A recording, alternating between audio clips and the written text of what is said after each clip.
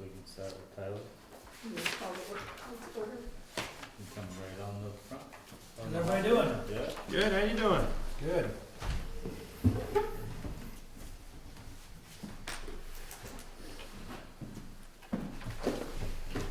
Got some bids in. I didn't bring my handy dandy knife. Oh boy. I don't know, maybe I should go get it. I think we can do this. So the select board, this is a sealed bid process in accordance to the town, purchasing policy that you adopted, I guess, last year. And they need to, we have 3 bids, one from Blow and Cody, is that right? Yep. One from CCS Construction and one from AL St. Ange. St. Ange. So who would like to do the honor? Oh, Is there a deadline? What's the deadline to receive the bids? Today. today. Oh, today is okay, so Yeah. that's the totality of the bids that have been submitted? It is. Mhm. Yeah, I think we initially had interest from probably 7 or 8, and then I thought we had 5 or 6 that were gonna submit. I don't know if maybe the hard copy thing threw some people off, but I think hopefully the numbers look good, but these are 3 really good companies. I mean, these are bridge companies. There's another firm out of south of Burlington was gonna be, that I had never heard of before. It's too bad we didn't get them. How many people picked up bid documents? So I think we had 7 or 8 that we shared with.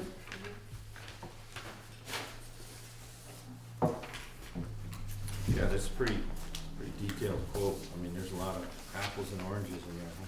Yep. So I brought my computer and I can dump these into a spreadsheet really quickly. Somebody should probably read them out loud, just to get it on the record, I guess, because of the protocol. There should be the final, is there a final amount listed?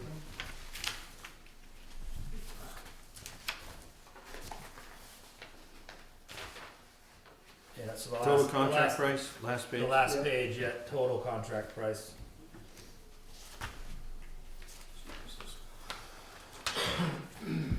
I got one from AL St. Ange Contractor, Montgomery, Vermont.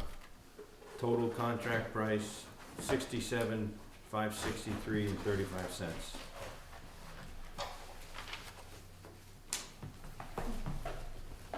Let's see it from.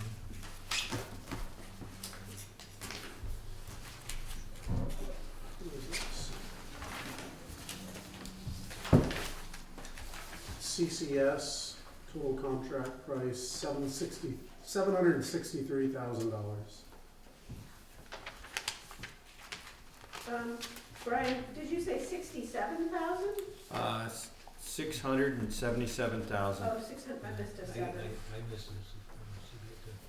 It's like, wait a minute, something's wrong here. David, tell me again, 763? $763,000. Even. Yeah, and the third quote is from Blow and Coat Incorporated. And the bottom long price is $843,042. Got that? Yes, thank you. Yep.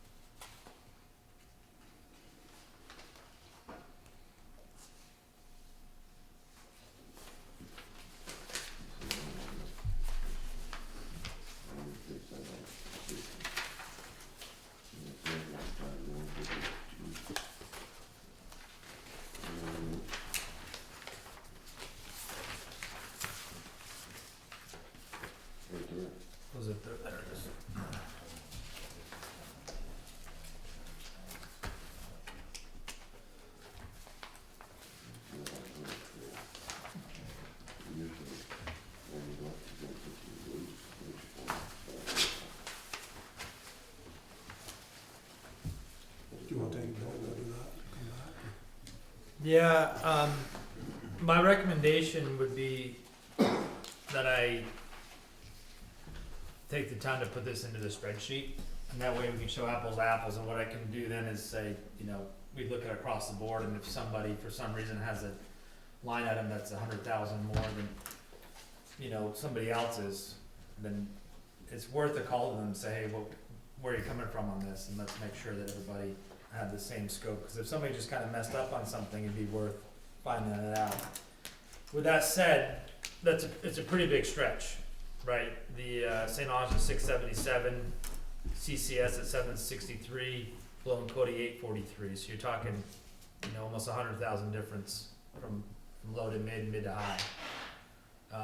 It's hard to make up that much money difference in a bid. So, you know, you kind of throw out Blow and Cody because they're so much higher than St. Ange. But, you know, I think it'd be hard for CCS to find a $90,000 difference, you know, but it's still worth giving it a look, and just make sure there's nothing odd. But I'm happy because the St. Ange price is lower than the engineer's estimate. So, and not by much, but pretty close. So that's a good thing. There's nothing wrong with St. Ange's work, is there? Oh no, they're good. You know, and we've. Do you see anything there, just, right? Yeah, I was gonna give it a quick just peruse to see what some of the Why unit don't prices you do were. that? Well, Yeah. then we'll Come back to the take a minute and we'll move on and come back, right, when you. Okay. Yeah, I just Is that all right? sit here and kind of think about it, and look at things. Sure. You wanna use Gabby's room so you guys can, Yeah, I can give you a desk, or you can use I the can just sit back right here. I porch mean, or whatever probably just give me works for you. 5-10 minutes, and as you guys talk about stuff. And, Okay. I make a motion, we approve the minutes from 24 January. The minutes from 24 Jan. I'll second that. Any other comments? I got some questions on it. I wasn't at that meeting, but why were we changing things? And we'd all signed off on for the town report. Why were we changing them then? That's right. We were all here, we all signed that original one. Why were we changing it afterwards? We signed it actually on the 24th. We just went over the preliminary one. Right, but we all agreed to the way we had it written up previous. All of us that were here. I just wonder why we changed it.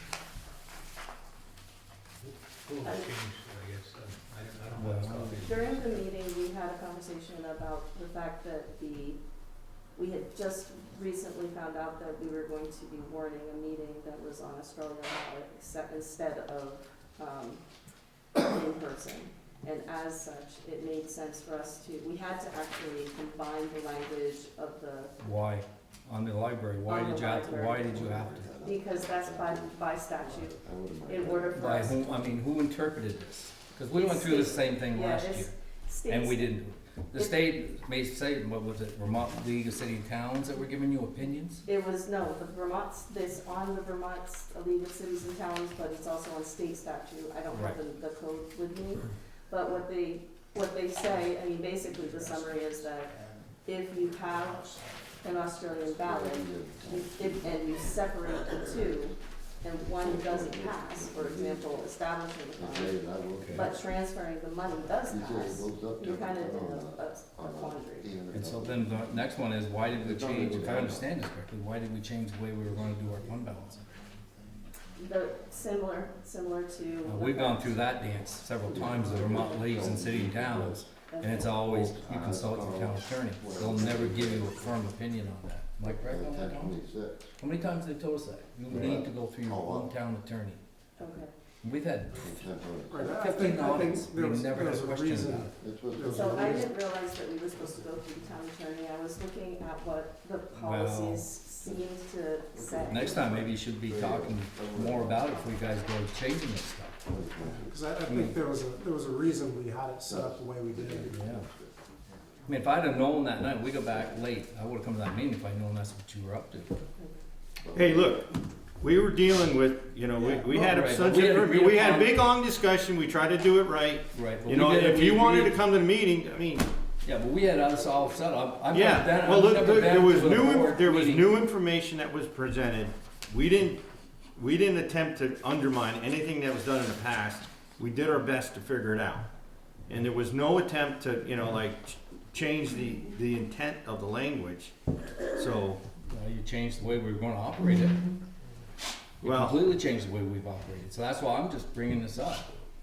I'm just not gonna sit here and mull about it and be kicked off about it. I mean, it's done, it's gonna be done, but I just think when we all agree on something at a meeting, the next meeting, if not the majority shows up, then everything should be changed again. We've never done that in the past, so that's why I was really kind of wondering what the heck was going on. It's new, and that's, the equipment fund thing there's a whole new landscape here, and we're all trying to figure it out. Nobody's pissed, but that's the way it's done, it's been worked, and, yeah. Oh, it's It's gone something through, it's the right way now. you got it set up. well, I'm trying to, if you wanna go through this, tell us which language that you object to, and Well, the way we had which previously one? done it, What, when yeah, we but were what doing in the our minute, budget, what in the, when we were doing the budget, Brian, you were the guy that was saying, yes, I'd like to keep doing it the way we have been doing this. I know, tell me exactly, tell me Well, specifically now what you're reacting. it's every fund thing you've got left over, you're gonna have to vote on every year. You're not being able to, we used to inter-fund change as we did it. If we had the balances left over, we were able to put it into different funds. Now you're taking the balance, you say, well, it goes out, it's a completely different way than we've done it for Well, at least 20 years. yeah. I'm not saying it's 100% right. Yeah, well, I think we were sympathetic to that, but when we were presented with a finding, the town attorney notwithstanding, what we were told is, we didn't really have any choice. Yeah, see, I think you were misled on that. So what we don't have is a policy or anything written in the community, in the town, anywhere that I could find that stated that we have something already established. So I believe that from this point, what we should do, my recommendation would be to create a policy in the meeting, during the meeting, that says, at the end of the year, fund balance shall heretofore be transferred directly into the equipment fund. And I then think once- if you look, that precedent has been set, that's the way it's been handled, that's the way it's been done, is Right. kind of what we're going to.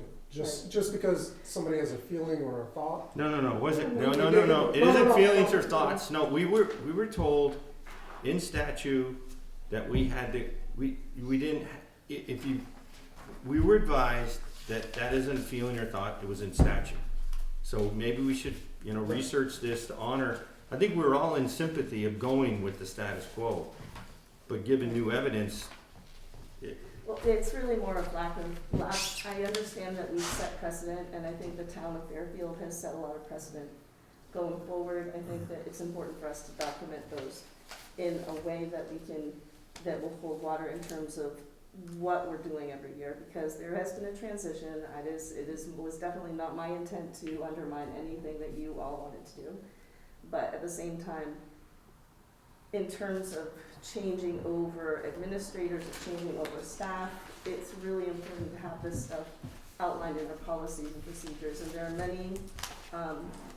are many examples where you can actually, you can dictate if there's a percent, like a certain amount, up to a certain amount, as long as you have it in your policies. If we have a policy that tells what we're gonna do with our fund balance, then we can do that. But if we don't have something in our policies that says that we can do this, I that's still where find it I'm hard at. to believe you've been doing it for 20, 25 years, and all of a sudden it's gonna be, when you've gone through as many audits as we've gone through, Yeah. never had a letter of recommendation from the auditors any point in time, or any complaints about how we had managed this. I guess I don't understand why there had to be such a change in one shot. And that's just my opinion on this thing. And it's Well, not- I don't disagree, I just, like I said, the sympathy was to go with the status quo, but we were advised that wasn't consistent with law. So if we can make a policy change or put in a policy, let's have a policy prepared for next meeting and do it and go to give that flexibility. Excuse me, and tell you what you're gonna hear from leagues of city and towns. They'll say, this is our opinion, but you need to have this confirmed by your own town attorney. They'll throw stuff out at you, their interpretation of how things are, but they won't ever back it up. Like if So your suggestion is to go to the town attorney with this? Well, I tell them what we had done in the past, how it has been done, Mhm. and are we, maybe we were wrong, I'm not saying we weren't. I don't think we were, because every time we went to each sit down, they just said, this is our opinion. And that's, on anything you deal with them, that's all you're gonna hear. This Okay. is our opinion of this statute, how we interpret it. And so it depends who's in there at that time, is how they're gonna interpret it. And, you know, my background is that when there's a surplus, the other towns that I've been involved with have something written. I mean, like in Essex, they have, if there's a surplus, you can carry it over, but it goes into, the first option is to offset taxes, and then if the select board decides not to do that, then it goes into, like a granting process. So, but that's all written within their policies. And I think that's what it comes down to, is that I just didn't have a policy in front of me, and the thing that was standing out to me is that I didn't see how we could do this without breaking statute. But I think that it comes down to making a policy. Maybe next time you wanna talk to other board members before you, to get the background of how we've done these things, not just say, well, this is a statute. It doesn't say how we've worked with it, or how other people have interpreted it. That's fair. Well, that's a question I had in those minutes, so. Did you Any wanna other say questions, anything about comments? any of it? No?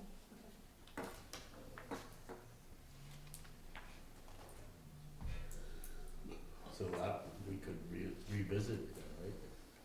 Well, you can't now, cause it's in too your late. county Too late now. I think report, it's you're something gonna to bring vote. up for discussion, for us to be Something we need aware to of. keep do you have another one of those agendas? I think the agendas. There's a pile, I put a pile on the table. Thank you. All those in favor of the minutes? Alright, You gentlemen?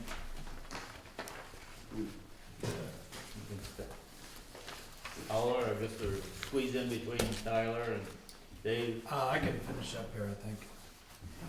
If you guys wanna hear about it. sure. Everything was broken down into 4 sections. So there was the temporary bridge and detour. St. Ange and CCS were pretty close on that, I think like $9,000 difference. The second one was the actual replacement bridge site work. And they were pretty close on that also, 132 versus 153, so 20,000-ish. Item C though was the actual bridge structure itself, and there's a pretty big difference. CCS was like 60,000 more on the pilings, a little bit less on the beams, but there's kind of a gap there. And CCS was 60,000 more than both the other companies with the pilings. So it could be like a pricing thing, you know, they got like a different price from a different company. So it might be worth checking that out. And the other thing was, the last section is basically like lump sum items, mobilization, erosion control, traffic control, and again, CCS was like 40,000 more than both the other companies, so it's interesting they would have gone so high just on mobilization. So, I just said earlier, it seems unlikely that CCS could come down 100,000 to match St. Ange, but maybe they could, so. I'll just go back and I say I'd put these into a spreadsheet and get back to you. When do you guys meet again? Well, when do we wanna get this thing settled? That's- We wanted to get it going in January, so we can go another year out like what happened last year. So, that's a good question, so let me address that, because I should have said that earlier. So we have 30 days. These are good for 30 days per their submittal. Yeah. We do know that we have to do site work at the bridge site, for the archaeological study. So we got a proposal from the UVM people, and for them to go out there and dig some holes and look for, findings. It would take them like 2 days to do the work, and then they can have a report to us within 2 weeks max. And very likely that report will say no problems. If it does say there are some findings, then they have to go spend basically another week to do additional digging and more findings and try to like really confirm what's out there. And then usually when that's done, they have those findings, they've essentially called the site discovered, for lack of a better word, right? And they log it, catalog it, and they write up a report and all that stuff. So that's a phase, that'd be like a phase 2. So we don't know if it will come to that. They don't think so, but you just never know what you're gonna find. So we know that we have to do that, once snowfall and thaw, and the ground thaws. So we're gonna have to employ them to do that. So what we said in here is that you're submitting a bid, it's good for 30 days. You can't start until we finish the archaeological stuff and signed off on that and got our Army Corps permit. And so we expect that you might be able to start as early as late May, early June, but it could be until July. And so they've agreed to that, they understand that. So what we'll do here is within 30 days, we should select somebody and sign a contract with them. And then they have the flexibility of starting as soon as they can, based on the archaeological stuff being completed, and they have to be done by October 1st. So that's their schedule, and that's what they would agree to in the agreement. So we have a month to review this, figure it out, and finalize the agreement with somebody. Is there a site work that they could be doing while they're doing that study, possibly? Yeah, they could get staged, they could get stuff on site, get ready for it. But, Maybe the maybe first thing they're temp- really gonna do on the project is that temporary Right. bypass, and that is the impact area of the archaeological stuff. So they can't get very far, but they can get mobilized and prepped and get a staging area lined up. Is that October date, is that a hard deadline? No, I don't think it is. It's really more imposed by the stream folks. Chris Burnell's Stream Alterations. Yeah. They have a deadline of getting out of stream by October 1st, but if you're in the middle of working and you're showing good faith effort to get the work done, then he'll give an extension. I've never seen him deny one until the end of October. And then additionally, we have to consider what FEMA agrees to. So once we have the bid in place, that bid goes to FEMA. They create a contract that will tell us how much they agree to pay for this. And then when it comes back to us, we have that in order to perhaps put together a grant anticipation loan to get us through the summer. So there's some steps in between that we need to do in the background. Did they give any implication regarding, based on the engineer's estimate? They said they had no problems with it. I mean, we sent the engineer's estimate. They said that they would the next step is to wait for the bid. What's the payment schedule for the contractor? It's a monthly. Monthly? Yeah. Often with these guys, they won't do it monthly, they'll wait until almost to the end. And they'll do like a big lump sum based on like everything getting done, and then there's like a punch list, and then that's usually like a Yeah. final invoice, but they're allowed to do monthly. Yeah. How do they handle change orders, or do they? Yeah, if something comes up, they gotta bring it to our attention, and then we gotta deal with it and talk about it. Yeah. There's room in there for change orders and how it works. We also have included some additional line items for like unsuitable materials, large boulders, so like if those things pop up, then we have their unit prices for them already, so that's Yeah. good. Is there any advantage to waiting to accept the bid? No, I'm just looking at the numbers and I'm thinking, we know St. Ange does reputable work, So is it St. Ange was low bidder? yeah. but is there any reason to not give it to St. Ange? I guess that's what I'm asking. I don't know the other company. The only reason I would think is if St. Ange made a mistake and missed something. Yeah, at the very least, give me a couple days to review and compare apples to apples, just to make sure we're not missing But something. if he But hasn't missed anything, then I'd say yeah. the quick answer is yeah, like, why wouldn't you? Yeah. Right, that's what I'm thinking. They've done enough bid projects and all these kinds of things over the years. They do them for the state all the time. I would I've think seen it'd be- I've seen the contractors miss some Yeah. FTC items sometimes. What- Who's yeah, I have- if that were to occur, who is that on, St. Ange? Say what? If he low bidded it, would it be falling on him? So the way that these contracts work is that it's a lump sum bid, but they provided quantities and unit prices. And the reason we do that is for change orders or issues or things come up and, they wanna try to push back on something. For example, if, we're calling out, crushed stone. I mean, they're calling out 65 cubic yards, and somebody else might have said 70, and somebody else might have said 80. And the engineer's estimate was, 100. They might come back and be like, "Man, we really messed that up." And if they can prove hardship, and that could be the plans were wrong, or they misinterpreted the plans, or whatever. Like, that's why you do it. But this is their price. So, pending any change orders or complications, that's the price that you're going to pay them for the job, Right. as per the plans. I'm confused. Could you explain when you said mobility, someone seemed to like a little low or high and you would talk to them, or, I mean, how much, how does that work? How does that work? I mean, It's a conversation. I mean, you guys, this bid that went out, it said that you are not necessarily gonna choose a low bidder. It said that you have the right to consider any bids freely for any reasons and select who you wanna select. So if you want to talk, or you want me to talk on your behalf to anybody to try to get as much of an apples to apples comparison, then I can do that. In the case of CCS, I know St. Ange, I know CCS very well, and I know Blow and Cody pretty well. And I could call the guy at CCS and say, "Hey, listen, they read them out loud last night. You're $90,000 off, and your mobilization cost was pretty high. Do you want to revisit that?" And we can make those offers to everybody or nobody. It's really up to us. There's a certain amount of freedom here because you're not under the requirement to give the bid to St. Ange right now, because you said so in your advertisement.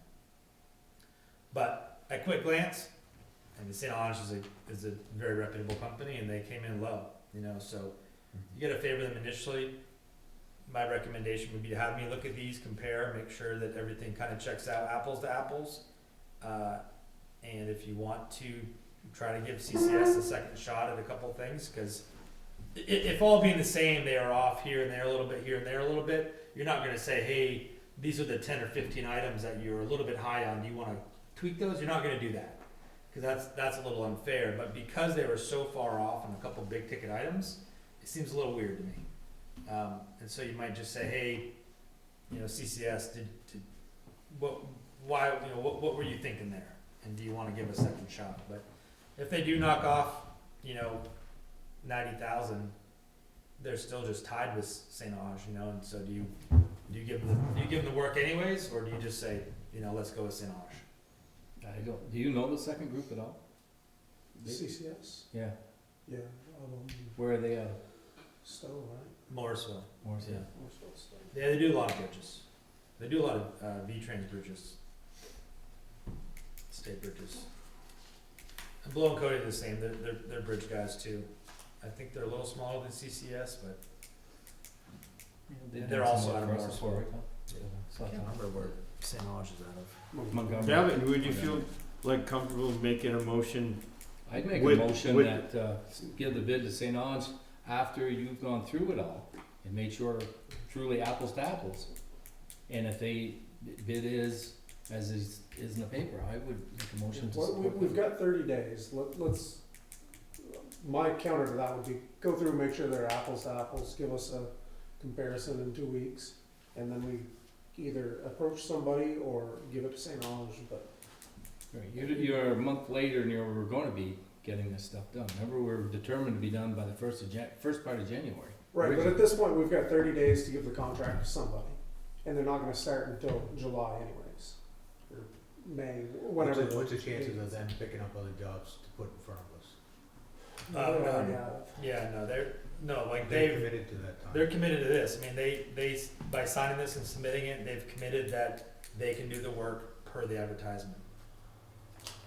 And I don't think they would have submitted unless they wanted it and they wanted to do it, so it's gonna, if anything, whether they sign a contract tomorrow or in 30 days, between now and when they start the project, a dozen things can come up with them that either pushes this off on their schedule, or they wanna get started sooner, or instead of getting it done in a month and a half, it takes them 3 months because they're all over the place, so.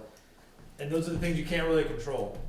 Once you give them the job, they've agreed to get it done within the window. Yeah. And per the price, and you're kind of at their discretion to get it done, and you're trusting that they're gonna show up and they're gonna get it done.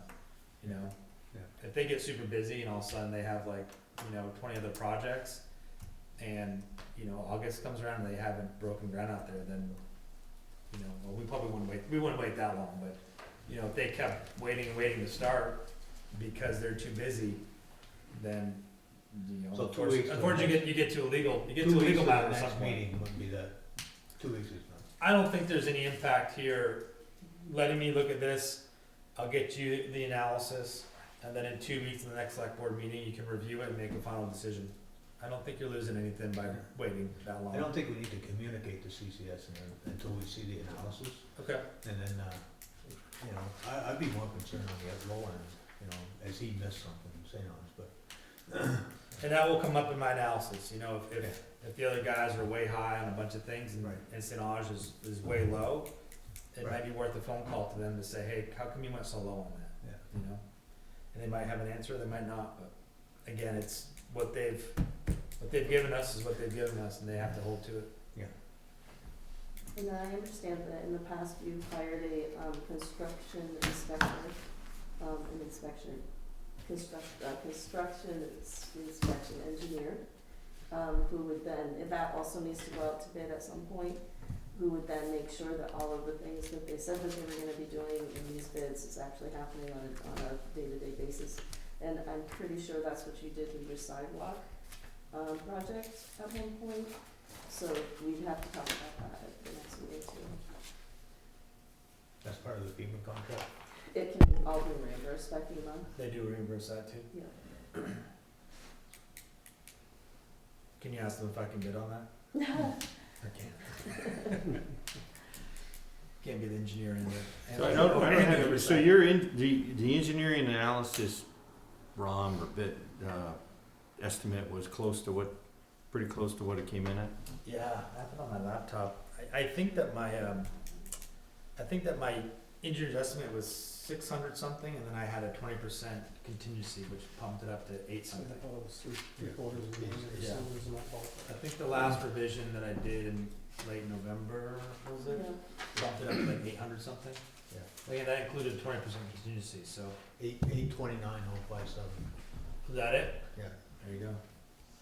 But 20% less of that, so that Right. it was actually closer to the actual bid. Yeah. 600 something.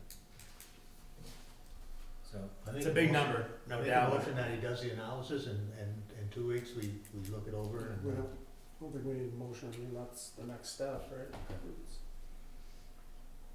So when's the next meeting? 28th, That's gonna be the town. yeah, that also at 6 o'clock, we have the hearing for our meeting, our town meeting. So if you came later, I don't know how long those go here usually. It'll be fine. So, we'll get it done. I already did it, didn't I? I think I did it. Did I send it to you? Okay. I think I did. Do you have, can you scan these and email them? I can, I wanna take them, no, that's that way you great, guys can keep the hard copies anyways, and if you can just scan them. I'll do that too. Careful, one of these is double-sided. Okay. Just for fun. You're like, that came in a lot lower than we Yeah, thought, right. half the price. Well, thank you very much. Thank Appreciate you. your time. See you later. Okay, Thank you. good to see You guys still awake? Yeah, we're here. Most of you know me, I'm Don Mangan. This is John Riley. We're from the Fairfield Fire District 1 Water Department. And main reason we're here is to, ARPA funding. We're looking for some of that, we wanna get on record. You wanna be on that We list? want to be on record that we're looking for some money, and I can tell you what our project is, main project we're looking at right now. We got a mess with our meters, they're antique, and, people are going down into the basements of these old houses. We've got some old people that are doing it, and, the COVID thing, you couldn't get in people's houses. So we went, and looked at a system in Georgia, where, it's all automated. And, the meters are very simple. even compared to the ones we got. There's no moving parts in them or anything, and the guy has 190 hookups. It's Vance is his name. We went down there, looked at the system. He's had it in place for over a year, and he loves it. He can go out and read every meter from his pickup in one or two locations in 20 minutes. So, you know, it's a real good system. He's had no problems with any of the meters as of yet. They're warranted fully for 10 years and prorated over a 20-year period.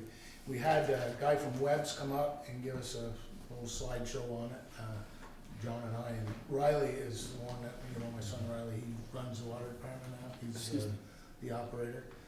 And I've got some, I've had a few copies made, I can give them to you in case you get some questions on that. And you will have, because they're, How many meters would you require? we're looking at 70, Gavin. Most, if you look at that sheet, You have 70 hookups in total? 70 hookups, yeah. We're looking at 50 5/8 by 3/4, 18 3/4 inch Really, we meters. have no idea. Well, And these were estimates anyway, they're not solid prices from Webb. We need 1.5 inch meter and 1 inch meter. They're all listed, the prices on them right here. The system, the control box and whatever, that's 3640. And they have a time cloud to store all the information. It's a one-time charge of $994.45, but you have to pay that. There's also a yearly fee on this of $994.37, which is the only yearly fee that we have to pay. There's a manual reader. You always get people complaining, oh, I didn't use that much water or whatever. You know, you go in and you can plug it in the meter manually, and it gives you a whole printout on a computer of all the spikes, what time they were using it, how much they use, so you can, nip that right in the bud. In other words, there's also a Bluetooth reader. This is another option that we don't know for sure as of yet that it will work on our system because of our internet capabilities here. You know, it's kind of spotty in places. Roll out online. That is. Without the Bluetooth, how's it working? You do it right from the computer. The guy did it. I'm not a computer. He has a tablet, Yeah. and there's a program on the tablet, and basically if you park in the right place and you have cell service or So he's service, gotta connect to the. it connects to each one and reads off Yeah. what each one is sending you for water usage or. Yeah, I just wonder how's it communicating? How's it? He showed us, so he put it in on his iPad there, Yeah. and it came up on it with all these spikes and So stuff. But they're using Bluetooth instead of internet, because the internet's. Yeah, that's what I thought, that's what I figured it was. And it may not for sure work for us here, but he put this in anyway, you know? Yeah. What's the other thing? Oh, there's a one-time fee of $4,000, which, it's the whole online thing. It could be a little less than that, he said, but he wanted to make sure that we were covered on it. They send up a trainer, to go with the operator and, come in and work with the treasurer as far as the billing. And this is another thing, it'll all print right out as far as your billing and stuff, it's done for you, so you don't have to go through all this other baloney. Who does the installation of the meters? Well, John's a plumber. We do most of our, yeah, we do most of our own work. I'll probably help him and Riley will help him and Yeah. we'll, But will you have another cost on top of this? It's gonna yeah, be I've got that figured on this sheet. Okay. So that's just rough, you know, cause it Right. all depends on parts. We're gonna find that, you If it know, really and I twists know, off when you're working on you get it? into plumbing, It could you take touch 15 something, minutes, it could you take got a 2 mess hours. a lot of Yeah, times, how so many break we pipes? just went with Oh, two guys for I did an work hour. for it.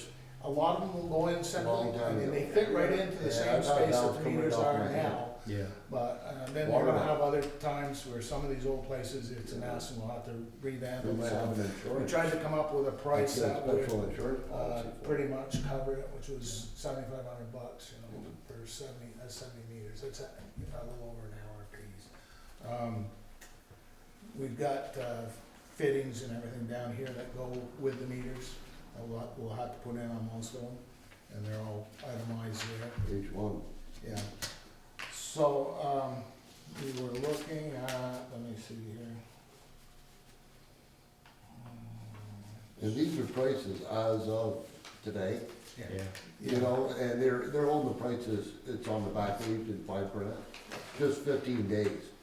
I mean, they take an inch and a half meters, almost $1,000. I told them this is a long-term thing, you know, as far as this grant money. I know how this goes, and I know that it doesn't have to be doled out. So maybe John could fund it till you get to that. You know, there you go. Poor old Horace. Poor old Horace, yeah. Do you ever buy from that other group, that Granite Group? Yeah, Ever they get had what's out of accounts them? and then blodgets. Nobody had meters. No, Just Webb's us. the only one that would come across it? Yeah. I wondered. Yeah, we checked around, Yeah. and we did, like I said, we did go look at that system, and that guy, he He loves was it. really happy with it. He loves it. He's had it for over a year. I He did a said bunch this is of work. beautiful. He was telling us how much time it took, you know, you have to pay guys to go read the meters. Yeah. You're taking a, you know, I mean, people got dogs like down there, not so much up here. You go to somebody's house and somebody gets bit by a dog or falls down the cellar stairs. Some of these old places are really something to get in and out of there. This would just eliminate all that hassle. We've got 3 older guys that do the meter readings now. And the COVID thing, we lost money there because people were using a lot of water, and we just had to go with the old estimates. Yeah. Well, half of our meters, they physically do not 50% of work. them aren't working, you know, they're old and. So you kinda gotta go with an historic usage or Well, something? basically, we're going notes on the curves, Yeah. and Can you turn these around and make a skating rink like you could the old? No, you can turn it around, but it'll show right up on there.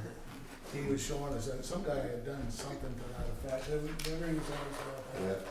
Well, no, they were filling this water truck up for, you get that green Neighbor was spray coming on over green. 2 o'clock in Oh, the yeah. morning. He was filling looking up his hose up in the morning, filling his big selling tank on his pools truck and stuff. and taking it off. But it shows everything, you know, it prints it right out, spikes it all, Oh, what yeah. time it was happening, and, you The know. 7,500's not in here? I didn't put it on there, I got it on this one, Okay. as the labor estimate.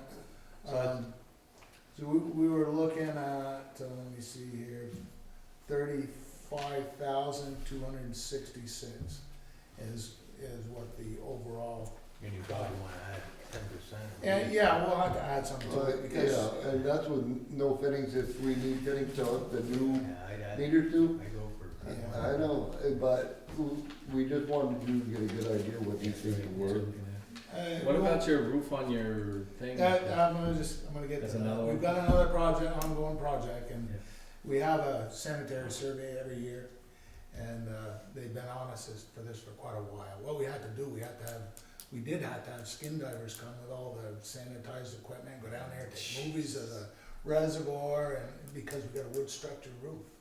The reservoir is in the ground, 60,000 cement, and it is in good shape. There's no cracks in it or anything. We've got, that was probably 4 years ago we had that done. But now Simon's operation has a robot that goes down in there and goes all around, takes pictures and cleans the reservoir. But you don't get a dustpan worth of stuff out of that reservoir, you know, but they dictate to you what you do, and you definitely have to do it. You're in, Is there some federal monies available? This to help with is, that one? for almost a year now, we've been working with Northwest Planning Commission, Yeah. and we've got some other people on board with it. Recap Solutions, we did what do they call it, income survey of the area where we are, to try to get some more grant money, you know, the better grant money. We went up and looked at Berkshire. Berkshire had a reservoir the same size as ours, the same type in ground. They had a cement cap put on that. They had a new building built for the controls, and they have repipe up to where their well supply was. They don't have a very good well, and they're even pumping from retention ponds. And they were out of water when we went up there, and they put $2 million into that. We're looking at a rough estimate from what they're saying to replace this cover is gonna be around 150,000, I guess. It would be, probably Camp Precast would come and, set it all up, then they'd put that rubberized roofing on it with the stones. But what we were looking at, in order to get the ball rolling, was, an engineer study. And that, they gave us an estimate, the state did, from engineering firms that they worked with on similar projects. And just to do the site visit and the report, they're looking at around 16.8. And I mean, if we could get that, to get the ball rolling, I mean, that would be good too. Otherwise, we're gonna have to borrow the money and, just to get this project going. You can't even apply for some of these grants until you, You've got that. show you've got this study and you've got something solid, you know? And we do have to do it. I mean, and it irks me because there's nothing wrong with that roof. The roof is in good shape. There's no rot in the rafters. It's a steel roof on top of the rafters. It's just roof rafters with overlays, and then there's plywood on the bottom, and there's styrofoam insulation in between the overlays all through it. And it has served us well, but they don't like it. You know, it's they treat you like you're a big municipality, you know, and I mean, we're working on nickels and dimes here. And I did read an article in the paper on this grant, and it said that water and sewer were top priorities on this as far as doling the money out. Yeah, that should fit in there, shouldn't it? We're private, I mean, it's not a town-owned water system, but I mean, it still serves the public. You needs. water district number 1 up there? Number 1, yeah. So, and then we, you know, that we can get will help out a lot. I mean, the meter thing is a big thing too, and you know how this works, John and I, we don't get paid, you know, and I mean, neither one of us has ever charged them. We've been down in the holes and everything else. And the only, Riley gets paid as the operator. But, I mean, as far as installing these meters, that's gonna be a Maybe big we could get expense. the And I got a plumber. income level to drop if you had Horace and Dana These- temporarily move out of town. And we just went through this. He's gone for summer. Yeah. The guy that did the survey, he started it quite some time ago, and he's been up several times. And you know how people are about stating their income on a form. We had to really dog them, try to get them, send it back in. I even sent out forms and hand delivered them, saying, you know, if you don't, you know, Right. cooperate here, we're gonna end up having to raise the rent on the water, and, you know, it's gonna be expensive for you, and still didn't get a good, so this isn't gonna help us, this is what they came up with there. We got another guy, John Kiernan from Recap Solutions, he's an engineer, he's got involved in this now, he came up, checked our system out, and he is trying to help us as far as getting this lined up. And this is the first thing we gotta do, is get an engineer's report on this, so. I mean, if we can get in line for that, that'd be good too, you know. How many people on the system? There's 70 Seven. hookups. We service White's Farm and Stone's convenience store and the community center. Those are the 3 big ones. The farm is the biggest one. Yeah. And we get that house across the street, but we're working on that too. That's one of the good old boy deals here. Neil and them guys, Neil and Don and them. Dog and Neil. Yeah, they haven't paid water rent. They don't have to pay water rent. They made some deal with them. They had a well in their basement, and Neil owned the they property. wrote it up as a backup well or something, and it's just not gonna work. So this year, we're gonna try to deal with that and get some income out of that. So that'll help us some Yeah, too. was it 4 or 5 units in there? Well, there's more than that. There's at least 6, maybe 7. Yeah. So, you know, that's a lot of water, and, you know, if they don't care, the toilets run and everything Yeah. else. So that's where that 1.5 meter's going. We're gonna put a new 1.5 meter in there if we want to. Are you gonna have a meter on the tank? the line feeding everybody, so you We've can. We got- have one. You do? We've got a brand new one, John and I actually did all the piping over in there and, put a new meter in there. Are you able to match them with bills at all, or is it? We're not really pushing to get one of these type in there. I mean, I'm happy with it. It's a little building.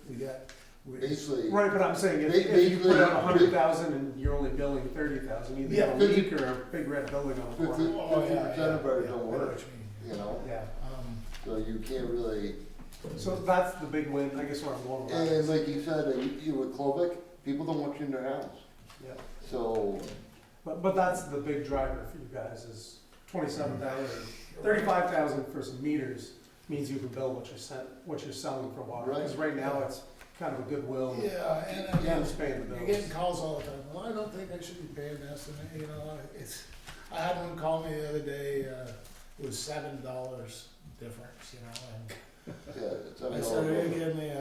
I'll tell you who it was, and you know why, but I'm not gonna go into that."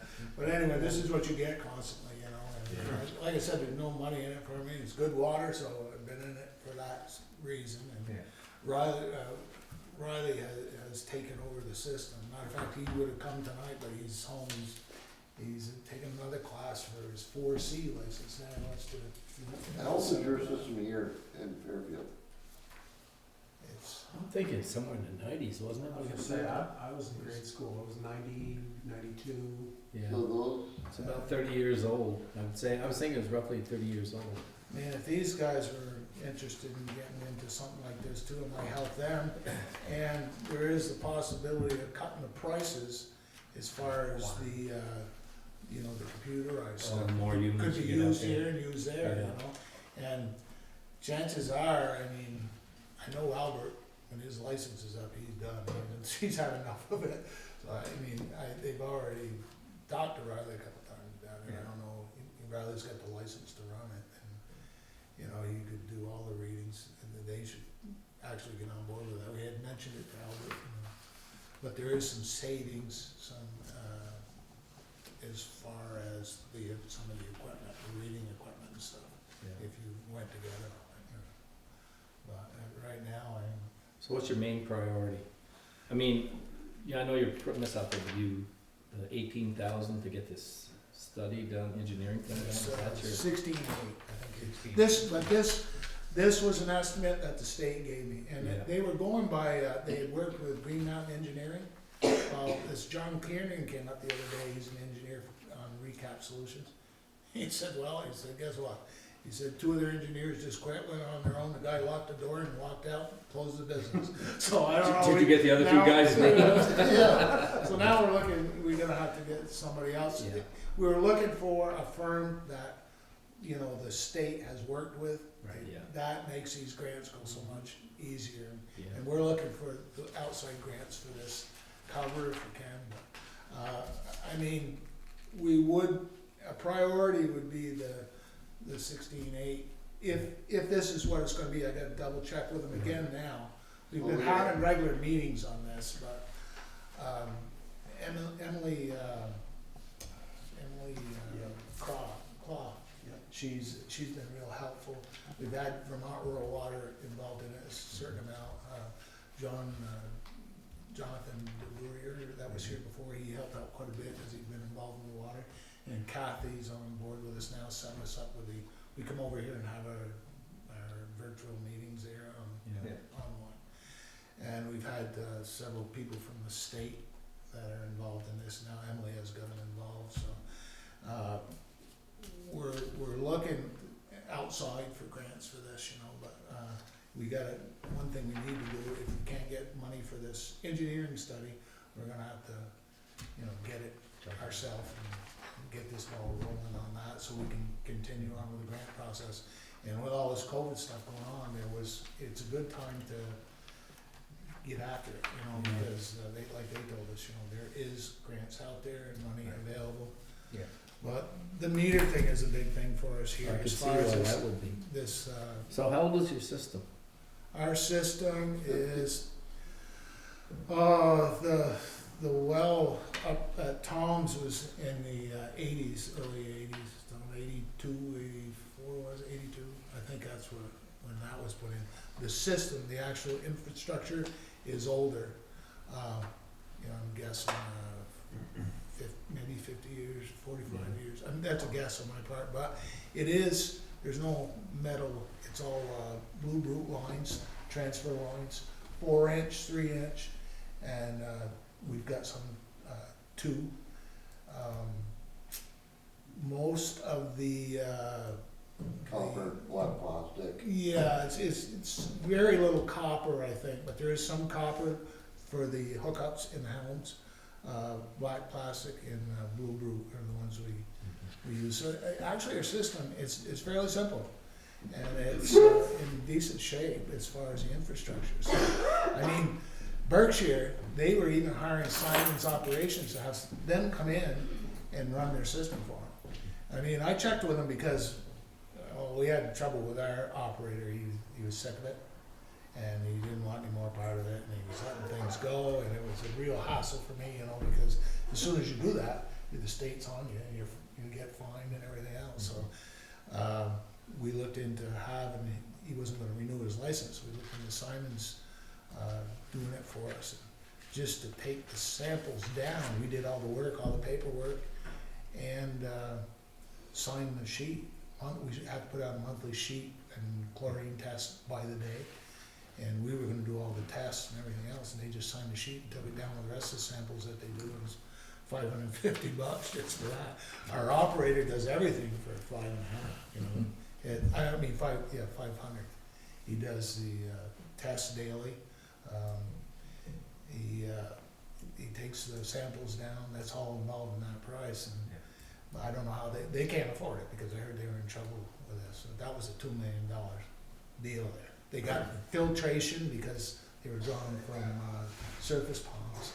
And like I said, when we went up to look at it, to get an idea of the roof, they were drawing water in tankers. They were out of water. So, I mean, I don't know how the state looked into something like that and allowed them to draw all that grant money and not even have a decent supply. Right. You know, it's not, I mean, it's not like we're, Did it come back for them, hopefully, the system, the water source? I haven't been up, but Yeah. I mean, I have talked with Simon's operations there on some different things since, but, I think they were drawing right down the stream, weren't they? yeah, they were doing it Pretty really, flat. they were there with tankers when we went up and looked at Or them. right, but I think they had 3 little, But they also had issues with the reservoir. They had to drain it completely, go in there and put some type of surfacing on it because they had cracks in it. Oh. And they took the roof off, they put a concrete roof on with that rubberized roofing on it. The building is all brand new, it's all state-of-the-art stuff for the distribution building. They do it all on computer, they got cameras, they got everything set up in there. It's all automized, the chlorinator, everything. How many people are on that system? 70, same as ours. And so, you know, we went up there to look at that, Yeah. just to compare, because I checked to see who I could look at to get some idea. Is that Berkshire Center or the East Berkshire? Or? Was that just Berkshire, was it? John? Yeah, I don't Berkshire. think it was, It starts up on a hill and runs gravity similar to ours. The reservoir is very similar to ours, same size, it's in the ground, cement, but ours is in good shape. We don't have any problems with structural on the reservoir itself. Just to get that concrete roof. We gotta we'll have to take that roof off Mm-hmm. and put the other one on, and until we get an engineering study, we can't get good prices or, you know, get them set up to the steps of doing it, whatever. And in order to get any of that grant money, you gotta go by their book, you know. So that's what we were looking at. We just wanna get on record that we're interested in the funds. We'd like to do this meter program if we possibly could. And, you know, it'd be nice to grab some of that for the engineering study if we could too. And that's about all I got. I don't want to take up any more of your time, but. So basically, it's the 35,000 plus the engineering study, plus should have some contingency in there. Yeah, oh, I mean, yeah, that's nothing to, you know, it's, we might have to get a separate insurance And- policy, and- like I said.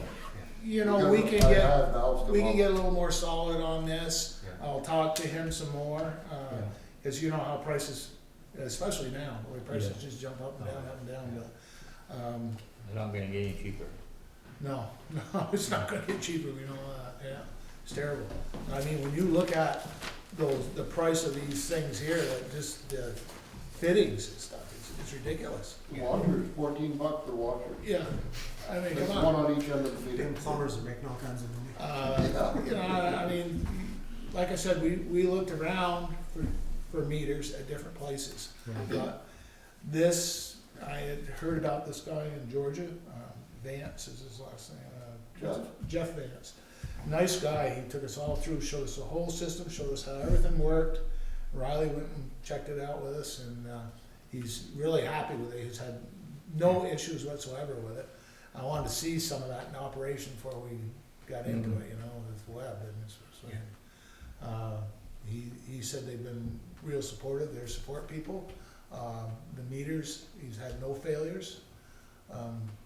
He's had some, you know, he showed us how he took the readings manually, just got this thing that plugs right in the top of the meter, and it prints it right out on the computer, and it's slick as heck. I mean, you see all the spikes, people complain, well, I didn't use that, you know, and it shows right there, either the toilet's running, or, you know, people that leave the toilets running, it's like leaving a faucet on all night, you know, and it adds up.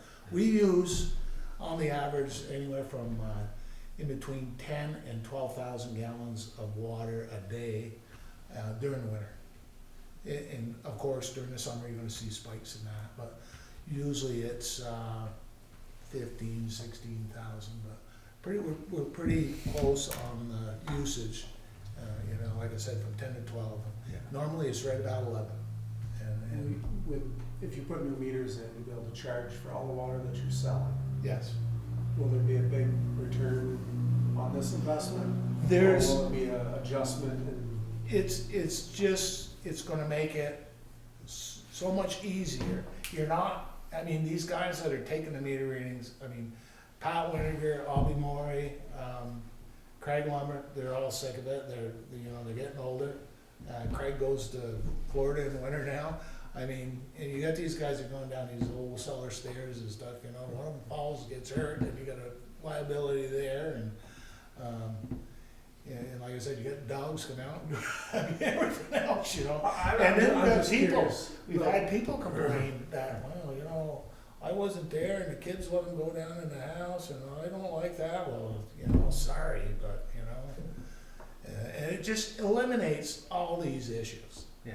And it's a real solid system. If it's something that you guys wanted to hear a spiel from Bonnet down to FW Webs, he's willing to come up and show you the meter, show you everything, run a slideshow on it for you, whatever. How long have they been out? I'm not sure It how took long. quite a while, but they're mostly over in Europe, which Yeah, usually that's right. He said they've been out. everything, it's like 30 or 40 years they've been Yeah. out. But everything, Not so much Comes right over from here. Europe. Everything and, starts over there quicker. yeah, I said everything's over there quicker. I mean, boilers, all of And we got a Ireland mess and of all that meters. are over in Israel for They've got 20 some years that before are they get here. metric, Yeah. some that are gallons, some that, they've got 3 different types of meters. These guys have put in what they could get along the line, and right now we're at probably 50% at most that are working. Yeah. So, I mean. They must need power, those, no, they don't need power? The water The pressure. The water coming Battery. through. yeah, and they're good for like, he told me, I can't remember, 6 to 10 years, the batteries. Yeah, Oh, so the battery offered. yeah, it's complete warranty for 10 years, and then it's prorated Yeah. up to 20 And your years. reoccurring cost is what? Let me see. About. What was that? I think it was $9,000. That was in the quote. Yeah, $994. Once a year? Yeah, $994. Oh, yeah. $994. That's something, you know, it's just something we'll take care of, and, That's just a part of your, yeah, that's your maintenance, it's, yeah. Well, this is kind of a courtesy placeholder, right? I mean, I think that you're giving us a kind of a ROM. I think, you know, like the broadband question, you know, the Bluetooth. Yep. You know, you've admitted that's kind of an area that you'd have to beef up, so, I mean. well, the Bluetooth isn't something we have to beef up, and you know, we could get Basically- away without this. What I'm Basically, suggesting, the $900 covers, they put it all into, if you ever need to pull it back, It's in a they cloud. maintain the system, basically. The cloud you're Yeah. talking about? Yeah. Software maintenance and billing and all Yeah. the other. Yeah. But it- All the data that we pull out of the meters, every time they're read, goes to them also. yeah, this would, it would automize the billing. We've been trying to, get it a little bit more automized right now, and Ruth is taking over the billing, and, Craig's gone in the winter now, so Craig had done it all these years, lumber. I think you can do that right through, QuickBooks, and it will do That's all your what, billing for you. that's what she's doing, but Basically, plug your but this computer in a comes- tablet into your computer, and it downloads everything, and it builds this, everything. this works with the system that they just set it up on, Yeah. because we checked on that. Yeah. As far as computers and stuff, I don't know anything about this. You know, I'm just not a tech person. But, I mean, Is this one stuff available? You know, some stuff now, 6 We months can from now, get- you might get Yeah, it. we were talking about getting 10, just to try them. well, the deal was, if we got 10 of them, he would do the reading, all the reading, come up and do all the reading for that year. But we have to buy, if we buy 10, we have to say that we're gonna buy 20 more, was it? At the Yeah, end of the at year? the end of the We year. have to contract to buy 20 more at the end of the year. And, you know, the way I looked at it was, we went down and looked at the meter, looked at the system, talked to the guy that was running them, and I mean, he loves it, you know. And is his a private system, that Vance? Yeah, our system? Oh, no, No, that Vance Vance. fellow? It's Georgia Water District. Yeah, I And don't know. It's right out behind the Red Barn. Oh, There's about okay. 120 houses out Right, back there's there. a pile of houses up in there. Yeah. Oh, yeah. He has 190 hookups, and he said, I can do it all in 20 minutes. And not have to go in people's houses and Yeah. deal with all that, you know, it's, It's the way things are gonna go with the Clovic and stuff. How does his, reaction with no problem? I mean, he's had zero problems so far, he's had them for over a year. no, but I meant like with the people, you know?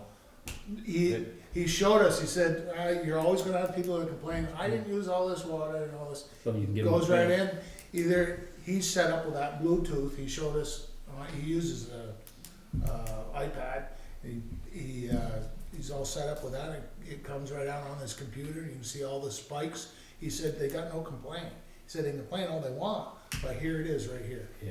You know, your toilet was running, it shows the time of day that it's spiking, everything. So, you know, cry all you want, but take care of your stuff. Leave the hose running I out see the back, the neighbor water come you up and guys. fill up his tanker truck. Yeah, Well, yeah, they told him to put a camera out because he was doing it at the same time every day. 2 o'clock at night.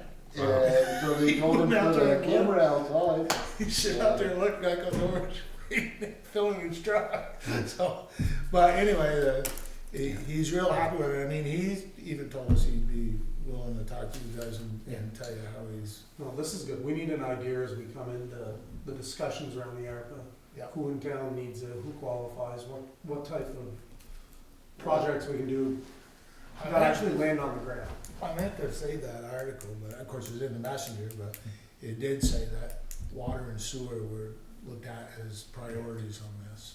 But it'd be, I agree with you, I think it'd be a good thing if the village, Water District 2 or whatever this thing's called, work together on this, cause obviously their stuff is 30 years old. Yeah. Things are gonna start disintegrating, I don't care whose equipment it is. Well, we did, well, I got a paper here, we did talk to him about that, and Riley has contacted Albert. Did you get that paper? Jim Boyd. Where is it?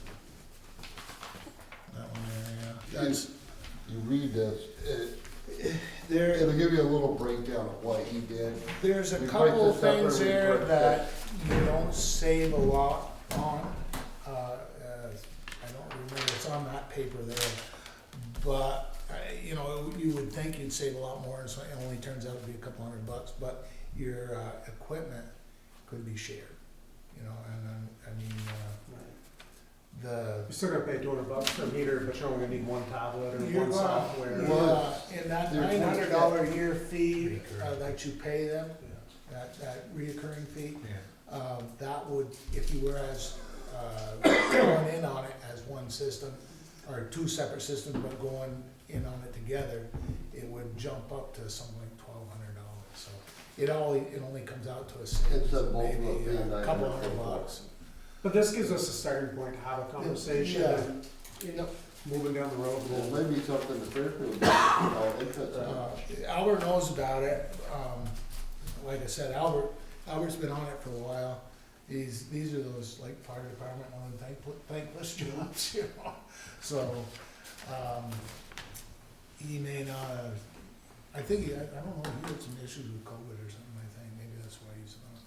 But we told him about it, and, like I said, there's a possibility Riley might be doing something over here before it's all said and done, because he's got his license to run this system or that system, that's up to them. Right. But, and he's actually, like I said, tonight, he would've been here tonight with us, cause he went and looked at this system also. He's working on he's got a test online tonight with his, he's trying to get his 4C, the city's, doing. What's an average bill for a person? $100 a quarter. $100 a quarter? Because that'd complain be- about that, huh? No, you know, when we did raise it a few years back, you gotta look at it this way too, you know, you got a lot of retired people, Yeah. you know, that are on set incomes, got no money, you know. But, you know, really, there Wait a are. minute, there let me are get a that lot- tear out of my eye. Okay, move on. No, that's what you Yeah. get, that's what Yes. you get for subsidies, and, you know, you'd think you're, but, you know, if the water isn't running one morning, you know, the phone rings right off, where's my water, you know, you don't realize what, Yeah, you gotta go downstairs to your place, put your Yeah. own pump in. Right, you don't realize you know, you how important the put the water work is to out. have it, Yeah. and we got a good source, and, That's true, you're all good. it's a good system. Yeah. It's a system worth investing in. Like I said, the infrastructure is good. It's all plastic pipe. It's not some of that old. Would it be wise to tie the two together, or is it? The two systems? Yeah, not really tie them together, I don't mean that, but. No, just- I you're think better off separate. this is Fire District 2, and that's Fire District 1. Yeah. I don't know if it would cause a lot of complications with the state. Yeah, you might be better off And, just you know, I think you're better off to keep things the way they are, Yeah. but you could, on Sure, a they purchase put- like this, if there's some savings there, and there is some, it's minimal, Right. but, A few thousand. that could work. I think you it's know. easy. It's just something Bonnet put together, Yeah. and like I And he'd be said, more than happy to come Well, up I and mean, talk to it does make sense if you put one system in, and the next one, you have the same equipment. Then if you need a certain valve, you need a certain something, Right. you only got one stockpile you have to deal the with. state scrutinizes that pretty heavy too, they like Yeah. to see your meters all operating and everything up to snuff. Yeah. You know, so we try to stay ahead of them and keep things where they want it, so they don't come down on it, you know, once they start, and we had that happen before with Forest, and they don't leave it alone. Actually, those meters are cheaper than the meters Cheaper we've than the been meters we got, yes. trying to get Is to that right? replace them. The meters themselves, yes, Again, they take up the same space, so they go right in the same hookup, but they're smaller, there's plastic heads on them, they're pretty nice. But, okay, we won't take you, I know you guys got things to do, we well, I'm won't glad take you any brought more that of your information time, to but, us. So- I appreciate you listening to us, and we'd like to get in on record as signing up some of their Yeah. funds if we possibly could. So, Smart way, keep in touch, so. yeah, stay on and the if list you and all need, that. you need anything, you wanna have that Bonnet come up here and explain those to you, or Yeah. I could get, Vance would be more than willing to come up to you too, he's a real good guy, he's had him in place for over a year, and he loves them, so. It's kinda nice when you get to check it out, somebody's actually using it. I wasn't on board of buying them until I saw them in Yeah. operation, and when I And he'd looked be at more than somebody happy that. to, somebody come down there and go over them with you too. What's the other options? Is there any other options? I found nothing at Capital or Blodgett's. We didn't check out, did you check out, that one you buy all the material off of? Yeah, no, they don't.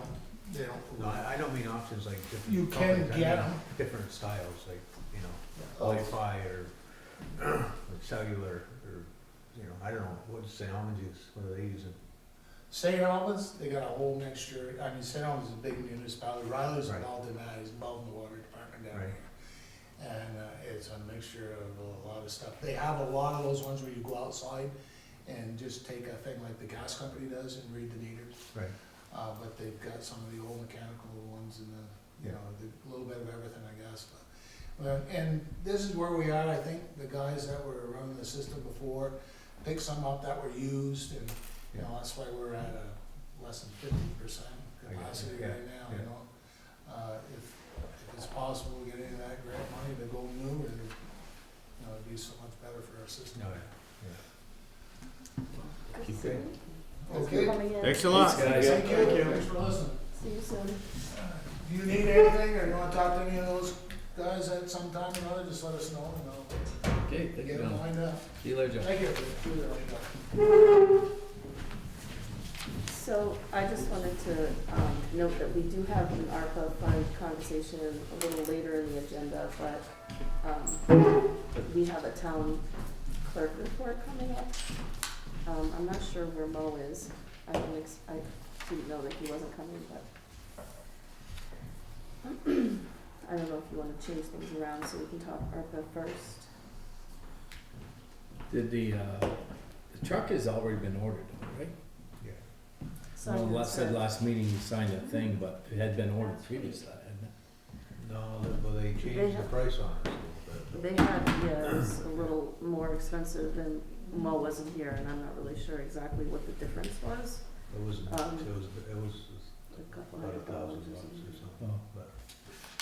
But I just remember it was a big thing, we get it in placement, get the order in, get it in Yeah. No, we the got the, slots. that was the thing, we got the. Signed and sent. They expect the truck, I mean, same thing, sometime the sun's gonna appear, it's already slotted with, Right. Viking to get the body work and plow and all that stuff. Yeah. That stuff is all the same.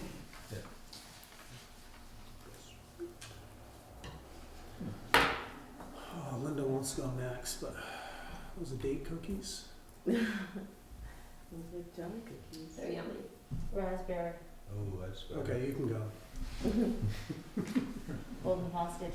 Well, couple of warnings, things, came up after, town report, you know, after it was signed. One of them is, Lister says a 2-year term, it's a 3-year term, so I put that correction in a different part of the book.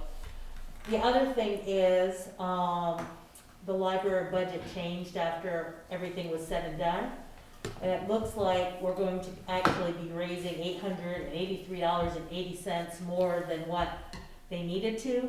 At the point where that came in, the ballots had already been printed and the book had gone to print. So they're gonna have a little bit extra money earned on the ballot than what it ended up being once the auditors were done with the budget. So, at some point, there's a point of no return, you know? Ballots get printed and, Yeah. so, that was, I see that their endowment was over 1.9 now, right? Million? I think it was in that. I was gonna say they're telling us 1.7. And it was 1.9 something, I see that in I honestly didn't bring that information with me. Thank Double check. I read the 49 pages of the audit. Yeah. so, anyway, that's all I had basically was letting you know that that warning item was $883 more. They're gonna have a little extra. So they had more surplus, is that So, what you're saying? no, the difference between what went on the warning and what was in their budget is that there was a calculation for, insurance, and the change happens halfway through the year, and it was calculated for the full year, so it was just a little different in terms of how much money was going toward that insurance. Not insurance, I'm sorry, retirement. There's an increase in retirement starting in the fiscal year of 2023, so starting July 1st.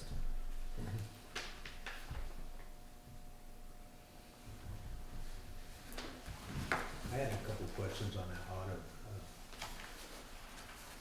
like on the library, they had a payment of 26,000, why was that so much less? They had a what, did you They say? had a payment of 26,000 instead of. We refinanced, this year, and at that refinance, I looked into that as well, they had that same question. We paid the bank how much they invoiced us, and what they invoiced us was how much they required after a refinancing. So that was my understanding of why that was so But it much says less. the next payment due Thanks, is Senator. 32,000. It's that which is how much it usually is. It has been very similar to what it has been in terms of that payment. Okay. Like last year, it was similar. It was 28,000 was significantly less, 26,000. or 26,000 was Yeah. significantly less, yeah. And it had to do with, my understanding is it had to do with the way the refinancing took place in the beginning of the year. And you answered that, my other question is how we pay the contractor The contractor of, on the grant matches, on the grants, projects. oh, Like that for- yeah, it depends. Like the really big ones, it would make sense to have a grant anticipation, loan of some sort. That's, That, you probably know more about it than I do, but. I'm where do assuming you that- take that loan out, People's or? People's Trust is usually where we go to. And I'm just making a bit of assumptions, but if you wanna, I don't think we've done one before. I've you have, never, okay, What's that? like borrowing money under the grant scenario, you know, a grant 10% anticipation. we pay in or whatever. I don't believe we've ever done it. Well then, What, how have you done it? Their payment? Took it out of basically cash flow. Cash flow. You got $1 million worth of projects. right, Right, if you gotta come up with 10% of them, it's 100,000. No, I'm talking about the costs, the contractor sends you a bill. You Yeah. haven't been reimbursed yet, you gotta pay that bill. to pay. In that 30 days, 45 days, whatever it is. Right, we've done some temporary loans. That's where last Right, year, that's what that's I where mean. last year, this money deal, we got a reimbursement FEMA. Right, And that's when they were pushing it, like I said before, I was always taking money back, you know, and used it for just equipment. That was FEMA money, you know, it was different, threw things into different categories, right, reimbursement. Yeah. Has it been quite a while? So you basically take a loan, pay the contractor. up front, but then it gets reimbursed. That's so gonna it's get not- reimbursed, I understand. It's But I assumed that. But some that of was them take a something- while, I mean, some I know, of I. those, Right, that's months. what they're saying is, 6, 8 months. at some point, we'll have to go to People's or somewheres and say we need a line of credit or a loan Okay, in anticipation of the FEMA.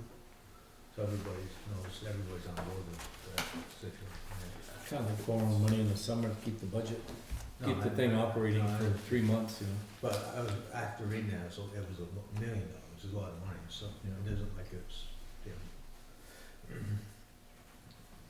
It was nice if I hope it works out, that Artie's crew there on that bridge, they come in at that level.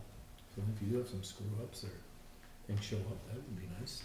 And we do have a few other projects already also lined up this summer too, that were postponed, for Parity Road, North Road, there are two Yeah. spots on North Road.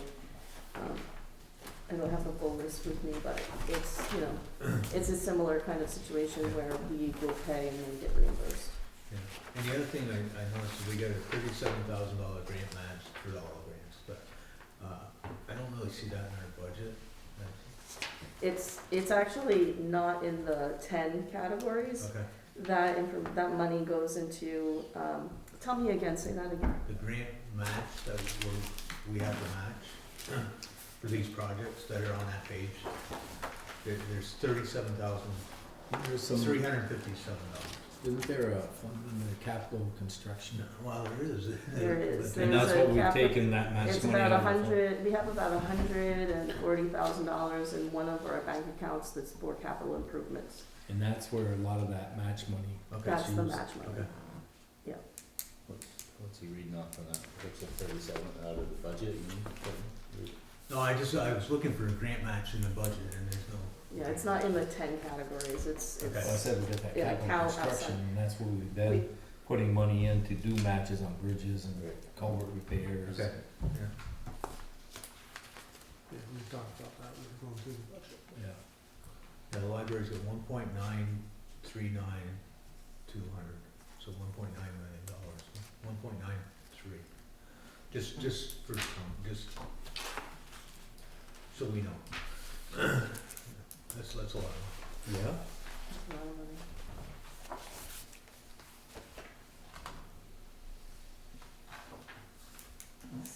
So, do we wanna move into ARPA, or is there, do you have other questions about grants? Did you wanna Just talk one a other little bit comment about that they come up with that we were, some of our buckets are kind of way off, is we might wanna watch that this year. What's that? You look at that last paragraph there.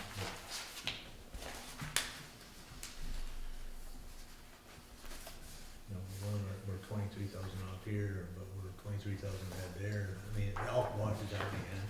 Right. Yeah, and hopefully by changing some of those categories that we did when we were building the But they budget. noted it on their concerns in the Yeah, budget, so. yeah. On the audit thing.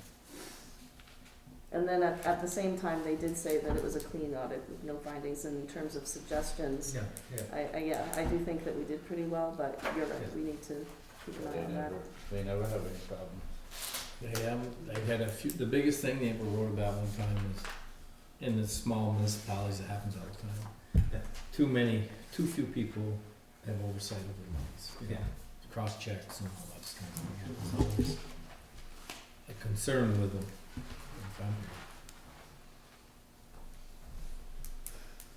Yeah, so, the audit is one of the things I wanted to talk to you about, just that it was complete. Thank you for bringing it up. We also, I just have a list of random things. There's also a grant coming up. So the community, I've learned about the community center pavilion agreement that we were sort of to be a pass-through of funding from, the VCDB, CDBG, so the Community Block Development Grant, funding.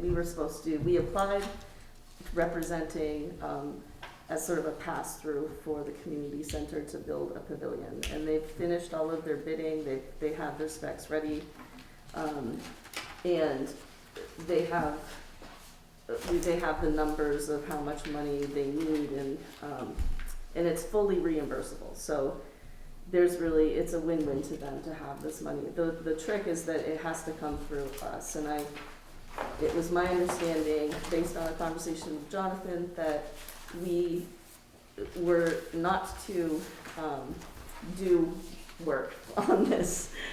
And now that we're in it, there are a couple things that we do have to do. One is we have to make sure that some of our policies are what they want us to have in place, and that these policies are very much, that's actually within the packet that I gave to you. Let me just get each document.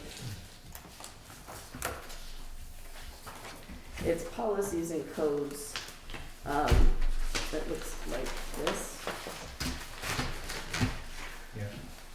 This document has things such as equal opportunity. I mean, these are federally mandated things that we're supposed to be doing anyway. It's not like we're accepting a whole new policy process. Fair housing, I mean, some of it isn't even applicable to what we do on a regular basis, but because of this particular grant, because it's a community, it's a CDBG, so it's a community block development grant. So many of these things that they're encouraging us to make sure we have in place have to do with having safe and healthy communities, like, use of excessive force policy, code of ethics, drug-free workplace. So,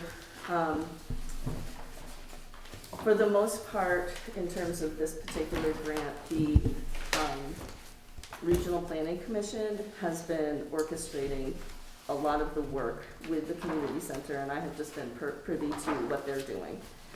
This has been the first thing that they asked us to, as a select board and a municipality in this position, to adopt in order to meet the requirements of the grant. So I would like to ask that you do adopt these policies and codes. I gave it to you in your packet so that if you want to read it first, we can do it in the next meeting.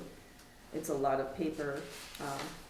But I've gone through everything and none of it doesn't seem like it's gonna get in the way of anything that we're already Do doing. we have these policies already? We don't, and this document, if we signed this document, it would serve as the requirement from, Right, but every time somebody sends us something to sign, it will become a policy. I I know. mean, even Gavin's got policies from years past, correct, right? And we're I already an haven't equal seen- opportunity, we're, Yeah, I haven't seen anything written that says this anywhere. So, So if you don't sign it, they don't get the grant money, is That's that right. it? That's Basically? it's basically, if you don't have these in place as a municipality, which are federal law requirements of any municipality, if you don't have proof that you're doing these things, then because it's a community block development grant, it's a prerequisite for this to happen. How much is the grant for? there's less than 10 grand. I don't remember. 7,000. Yeah, it's like 10,000, it's not a ton of money. Do we, I mean, this stuff is, this is how, this is a lot of stuff. It's a lot of I mean, stuff, this is, for $7,000, I know. I'd like to have our attorney say, what's our exposure for, Yeah, can we That's a really really good comply with idea. everything? That's a the- very good idea. I was gonna say, some of that stuff, there's no way we can comply with Yeah, it. you can't comply with it, you shouldn't sign it. And the other half is gonna be in our employment agreements already. I'm sure Yeah, parts of, most of it is in something, I'm sure. Right, We- so we that's what I'm haven't- saying. yeah, we haven't- Just because they want it in one piece, we can't have a policy here that says this and says it again over here and says it again over. Right. No, we're not Exactly. writing policies just to write policies. If they want one, fine, we deal with it and we deal with our attorney and we make a policy Yeah. that meets all the government crap, so every grant, but Mhm. we're not gonna just sign a policy. so this was specific to this grant for This that. is specific to this particular grant, and it was not something that I was aware of, and I didn't until, I think, 2 weeks ago, we had a conversation on the phone, and, I'm sorry, it was a Zoom conversation between the community center, Emily, at the Northwest Regional Planning Commission and me. And, they were going over all of the things that have been done and the things that need to be done. And the thing that needed to be done was this, part of us. do you know their timing for their, if we deferred and got a little advice, or, I at least read, before next meeting to act on this? Is it, Yeah, we can wait. The reason I gave it to you is so that you can read it and think about it. I didn't expect you to come already, to sign something today, but Yeah, but we've gotta have 90% of this anyways. Right? I don't know, I don't know, Dave, I don't know. You can't be a municipality and not say you're an equal opportunity Right. thing somewhere. Yeah, there just seems, I'm not prepared on some of these other, fair housing, I don't have the knowledge to say, yeah, we're compliant with that, or the cost is X, and, but, let's defer it to next meeting, and, Okay, and I can touch base with our legal counsel about this. I'll do some homework first and And I'll see make what's sure in to our compare what we employment do. policies and Yep. our, Who drew this one? This was from the the Northwest Regional Planning Commission. yeah, well, that looks like state of Vermont right there. They sent it to me, and this is basically what the community block development program is kind of asking of all the municipalities. yeah, it's their CYA for their grant, Yeah. which is fine, but we're gonna see what we have, what we need to address. Is there a policy book that you would reference to? It's in the front. I've looked at most of the policies and I don't see all of them in there, so I can look again though. I'll Right, make but that's a what I'm saying, comparison, apples to If apples. there's 2 paragraphs in here that we need to adopt, that we don't have, that's Right. one thing, but we're not Right. gonna have somebody come in 2 years and say, well, you've got 14 policies that all say the same thing. You know, your posters up. What? Oh, they're up front. I mean, already there's been I agree. I also think that maybe even looking at the policies that we have at some point, I don't wanna do this today, but, I know that the bidding process was a little bumpy this time around because FEMA asked us to do whatever the municipal policy says we should do. And they could potentially come back at us and say, because you didn't do what we asked you to do, we're not gonna reimburse you. I like the text. But we can change some of the wording in our policies so that it makes more sense to the community. I think some of the wording in some of our policies are standard and not necessarily nuanced to what we wanna do. So I hear you, I will look and make sure that if there's anything in this that would make sense to pull out and, adopt in one of our, or amend one of our policies to include, I'll submit that to you next time. Cool. So you're gonna do all this, or you're gonna have a lawyer do all this? I can do the initial work, Yeah, you can do the Yeah. work and see what's yeah, there. for sure. What is that guy's name? Southern Vermont. The dead, remember? We still, The did you see that mapping company? We still paying them? Who's What's the that? guy That lawyer that we Nice. got for municipal stuff for some, he's from Southern Vermont, he used to be with that League of City and Towns. Same towns, yeah. Who is the lawyer then? Was Yeah. Oh, we just paid him in this stock, I forget his name. It's in this Yeah, stock? He was the only one that could Right, he was the one that have had it come do and it, sit. have it Yeah, done. he's like, in one of those, he's been working, our lawyer had worked Other on, towns don't have that. That's what it's- deed easements for us just recently for the Jouer Road. A lot of things. I mean, Project. I think it's Right, it 40 wasn't hours Hawkins. a week in here for Hawkins? 6 months. No, he's Hawkins is in St. Albans, this guy's. This was, remember the one we got To me, out of you got the Vermont parcel. Southern and you Vermont got because he was the only one that CIA could thing respond. that they got, that's And, He had worked for Yeah, same Vermont thing. League of City and Towns, and then he went out on his I own. don't know. You get Oh, that? the one that It's was nice to look on, at, who but- was doing the roads thing? No, No. this guy was basically Look and say, oh, interpreting state statutes, those Oh, kinds I of things. remember the guy you're talking about. I wanna say Jim, but I can't think of his last Jim name. Boss. Yes, that's his name. he was, that's the, He's fabulous. He worked What's he with, talking about? he worked with, Essex on creating their whole new city language, basically. just the reason he was, when you asked him about it, he get back to you now. Right, it wasn't 6 months later, I inquired what you were inquiring about originally. So I will work on that this week and next. I think I've touched base with all of you about this, but the insurance results, you requested that I look at what the cost of insurance for our workers' comp and our general insurance for our properties was gonna look like this year, after they had told us that there was gonna be a 10% increase across the board. So I looked at it, and at the same time that I was looking at it, the policies became due, and we needed to not lose our policies. So I talked with most of you, and we decided to lock into the rates, which are actually less than last year. The workers' comp went down from $29,984 to $22,858. And the general insurance went down from $58,558 to $52,234. And this is after, in the fall, we had submitted they do an audit of all of the things that we have. I did include in your packet, what those policies include. And my next steps for this was to continue to look at other policies and do a comparison study. So, I think for this year, we're in a place where we've locked into something, but, So shouldn't you be able to reach out to the insurance companies and say, I want a quote for, yes, that's my plan. right, that's, I know, that's what I wanna do next, for sure. But in the middle of the audit, I have to admit that, this is my first audit, it was heavy, it took a lot of time and effort. And I did not, there are things that I just had to keep an eye on, and this was not one of them, unfortunately, so I apologize for that. That's locked in for 12 months.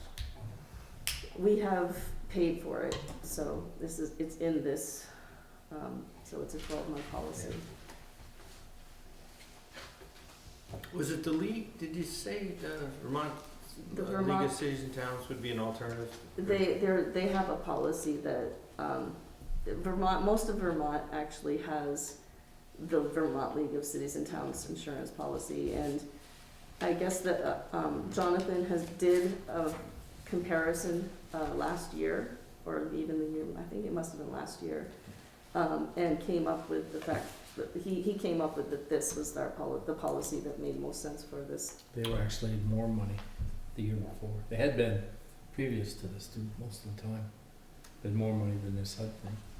So HUD is actually, they don't always, work with municipalities like this.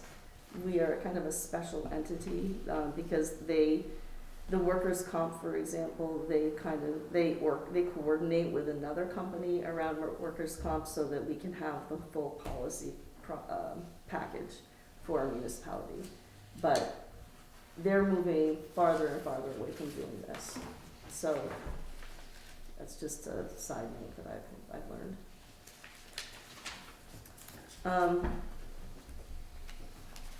Let's see. We submitted a final report for the planning grant that was for completing the town plan. Which, I don't know if I think you've probably you should, if you haven't read it, it's amazing. I've learned a lot about what the process was. The Planning and Zoning Commission did a fabulous job. So we'll be reimbursed a little over $10,000 for the expenses around that.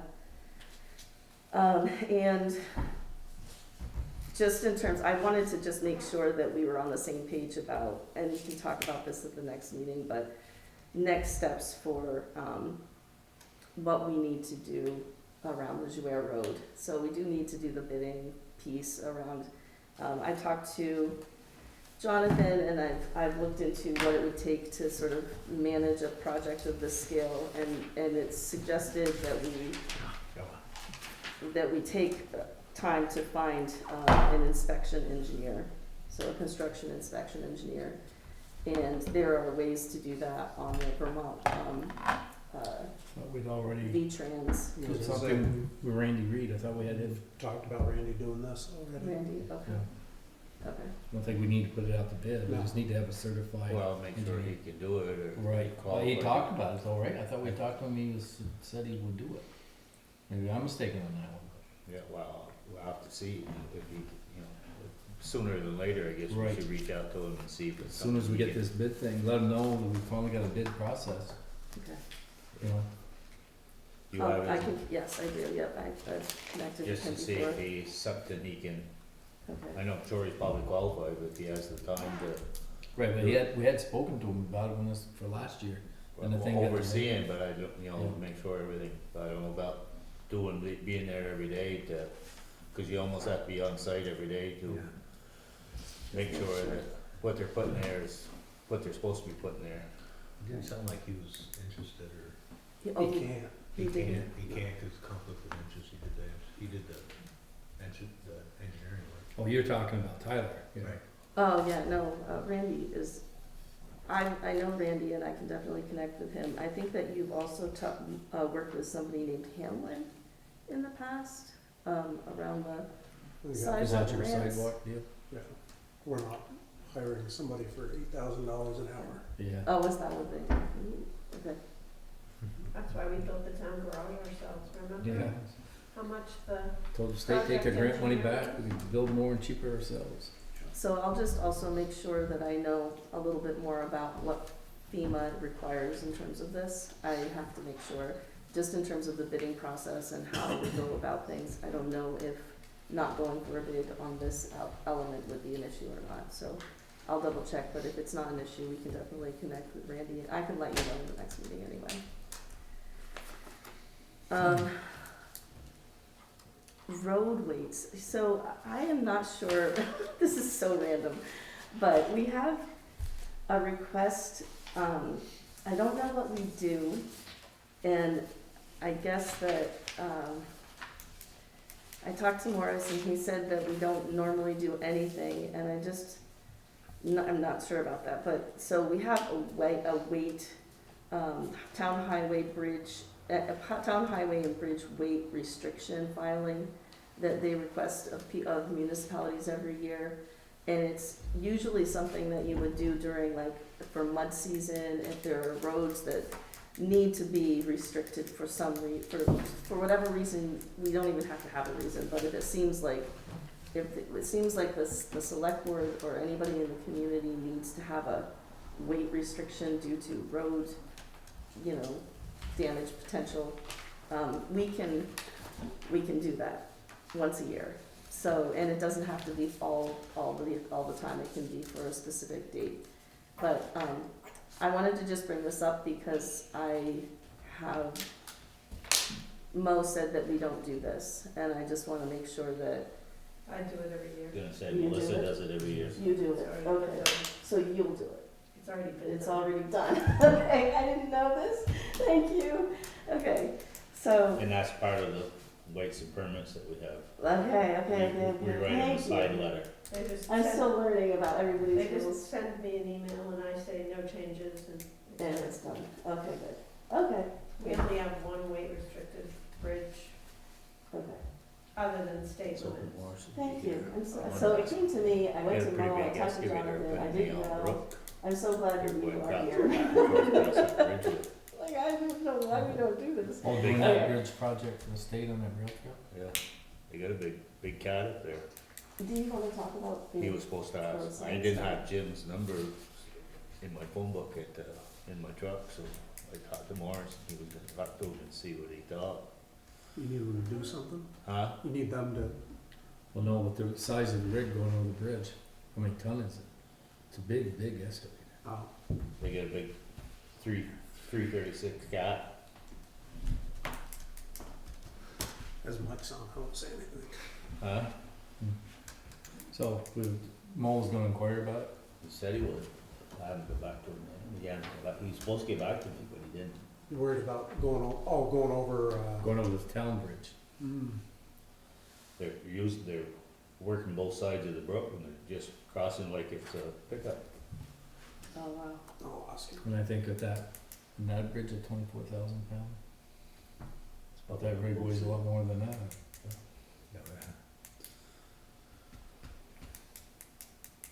I think it's that same bunch that wanted to rent some of the community center space, that dirt tech or something. No, different. it's, well, it's a It's subcontractor. It's out of Morrisville, like, they were stole, they go that way, it's Right. SR, so. Okay. What else we got? Just ARPA, and that would be in our next conversation, but I think that, do you wanna talk a little bit about the road sign, the question that Melanie had? Do you wanna pay for road signs for private roads? We've never done it before. Kathy says there's some E911 statute that says we're required to. There's 3 private roads that we haven't put signage on. I wanna see the because we haven't statute bothered. first. We've never done it, never had to. People Yeah. paid for their own, but in They've the always past. paid for them.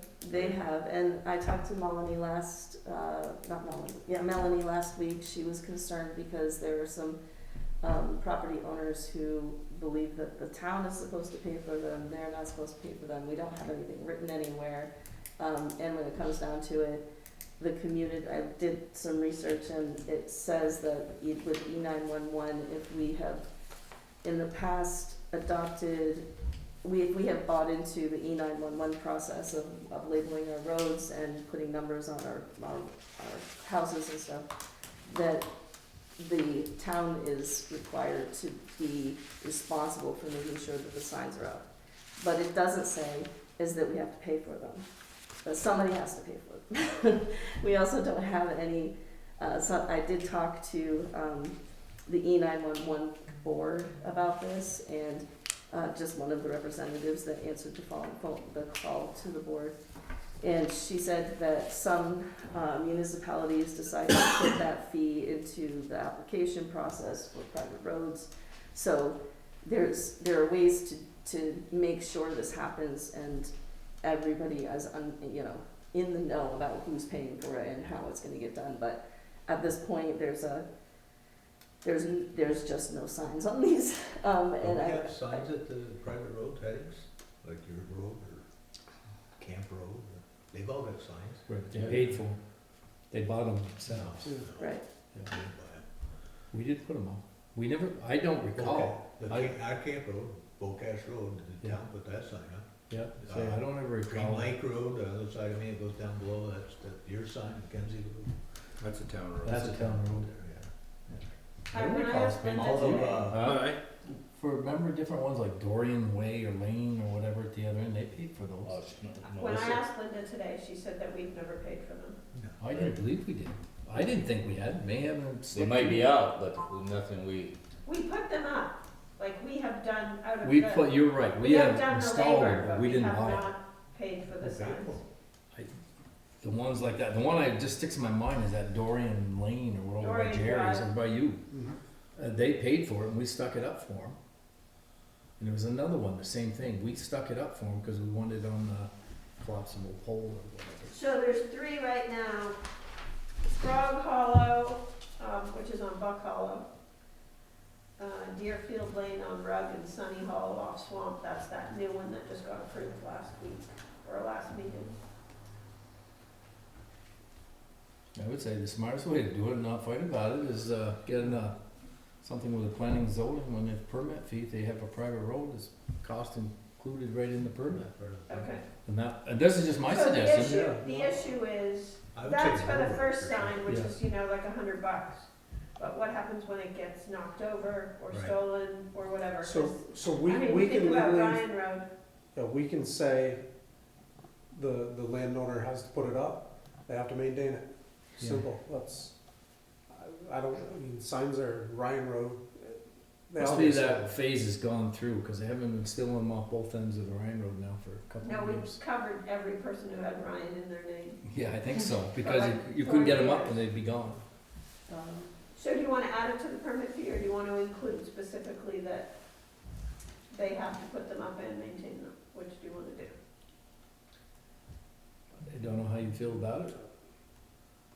So maintain, I know, like, all around the pond, there's all kinds of private roads, they all got private road signs that the town put up. But Linda said the town didn't pay for them. I'm sure, I guarantee you they did. The I think it must have been I part asked of the her E11. specifically. Well, they, Maybe We- did E11 somebody- have money for a while to put these maybe, signs? that's possible. Probably They the E11 did- system put them all up. They did say They probably something, paid for I them. Yeah. did read something, a couple things. I read one thing that said that at some point there were incentives to adhere to E911 practices. I don't know what that means and what the incentives were, Yeah. but that's possible. And the other thing that I read was that on any private road, maintaining, maintaining private roads is the responsibility of the people on that private road. So that, I feel like if there's a sign established, then that's on the private road, they would maintain it. That's, So those 3 requests, Melissa, are for private roads? They are. Just because I'm on the other end of the stick, because they love to steal signs. Yeah, of course. people love to steal signs, You know, that Dream Lake Road that goes down Oh, by I my know. house, yeah. I guess that's been stolen 2-3 times. Won't put that back up. I don't know where you get the sign. Well, one time, was it you or Frankie Rooney up Frankie Rooney's road, Shenango Road? Brought him back over town, he must have had 12 signs, poles, signs and everything. And he brought them back and put them over there, you know. I found 3 or 4 one time up on Ryan Road. They were stealing, but everything, pole, sign, the whole 9 yards. That's crazy. So what if we just make a quick inquiry to Bakersfield, Fairfax, Sheldon? What's everybody else doing? Do you have a policy for it? We build it into our zoning. Yeah. First, there's a $300 sign fee the first time you build a road or whatever, and after that, I mean, it's kinda, if we take it, why so, don't you just have the policy that they, if it's a private road, let them do it, rather than put anything into, right. just have And it. then the issue I can see becoming who installs it. Yeah, You don't want Tom, Dick, and his brother out there digging a hole beside the road and putting a concrete post up that is in our right of way and we're liable for. Seems like I remember that was the way we were kind of, maybe I'm fooling myself, but we would install, you bought it, and we would install the sign. I think Cause so it was I think just when what they you did- said, it was out of the right of ways, it wasn't, you know, some I half-assed think when thing. you It was- first put them all up around, it must have been some kind of a project. a I'm state sure project. E911, when they changed all that stuff, Well, they that's threw when money at that. Johnny and, Eddie, Jetty put them all up. Remember they got all those, that money to put all those signs up? Yes, you're right, They I put the forgot poles, that. That makes Put the sense. soles and the signs, and Yeah. every sign with, cause it had to be the certain, you know, before it Right. used to be kinda wooden, and then there are always reflecting signs and all that. Yeah, So that's why they all got first, but then, you're right, I remember that now. They were going around putting those up. yeah, well, And it was probably like a, before- it was like a probably grant thing or something. I remember Yeah. that. Yeah. through 911 when that first Yeah. started coming out.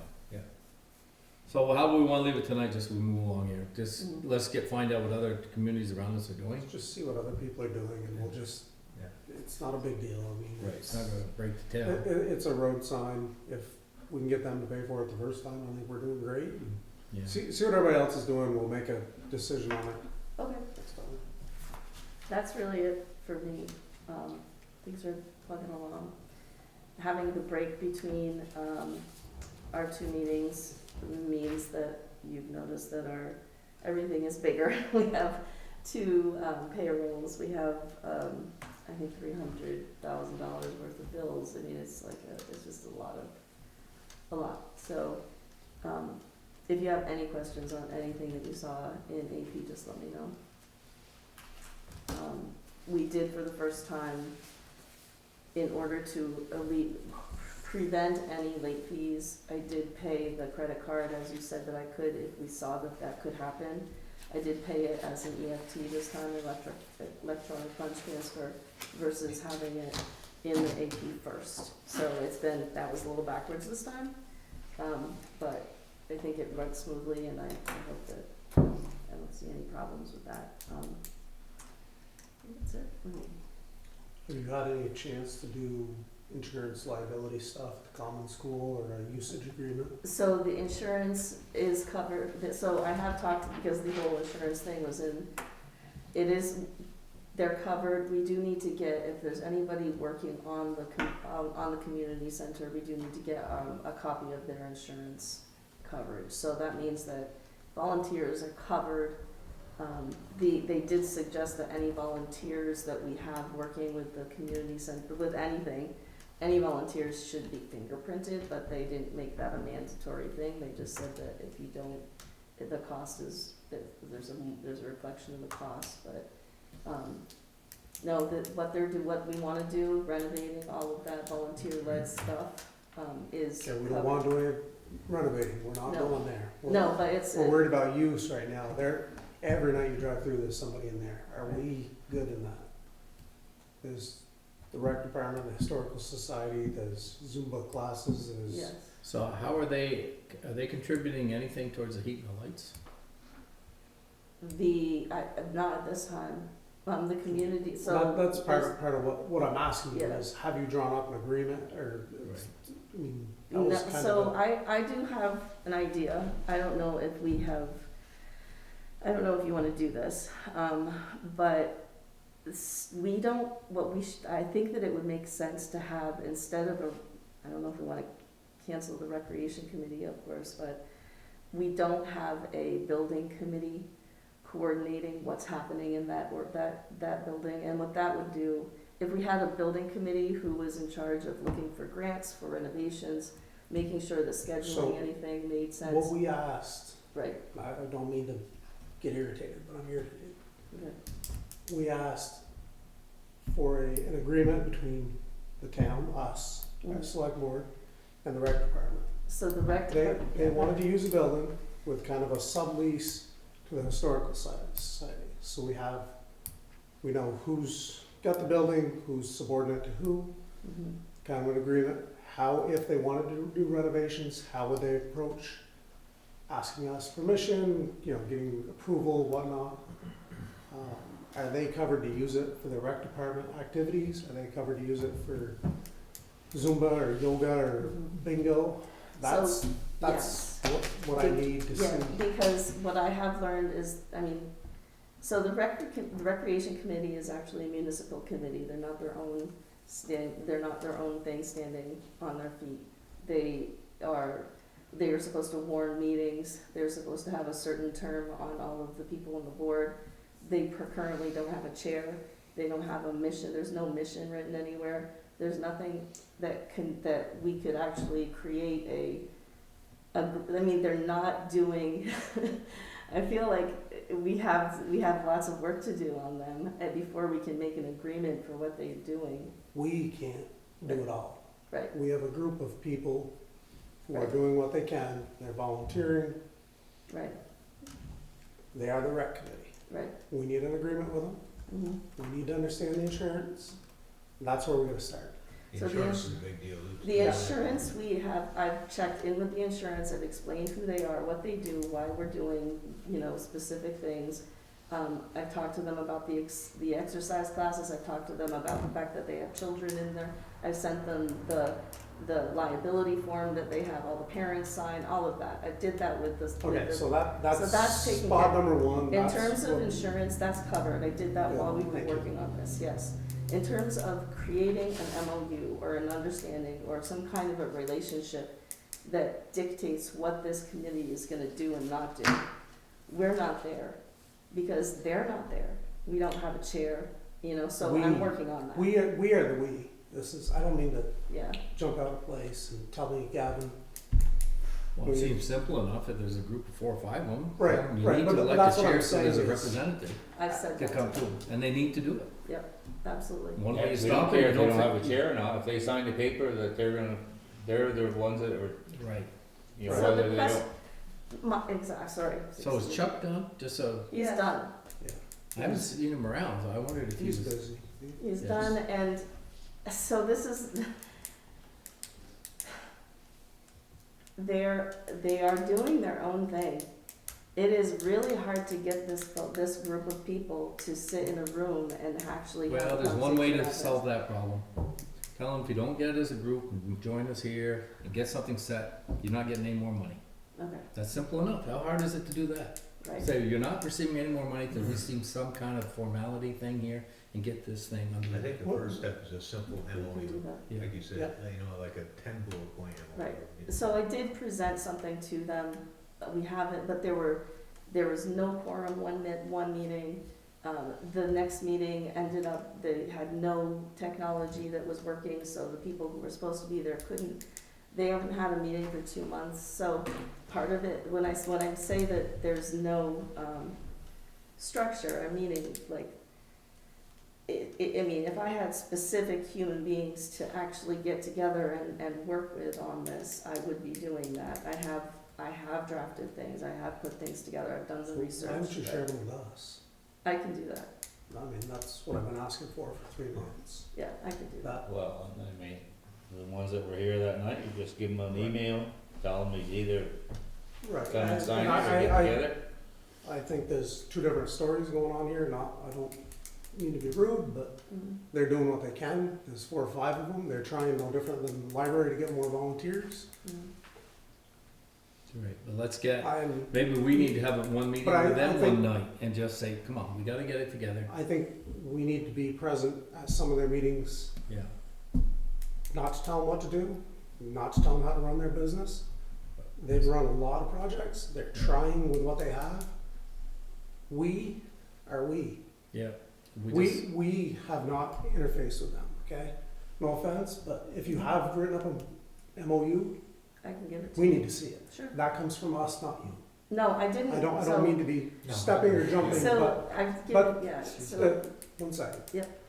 The feedback I've gotten from the rec committee is just that, and this may be our misleading you, but you were there to see what goes on our behalf, not to tell them how to do things.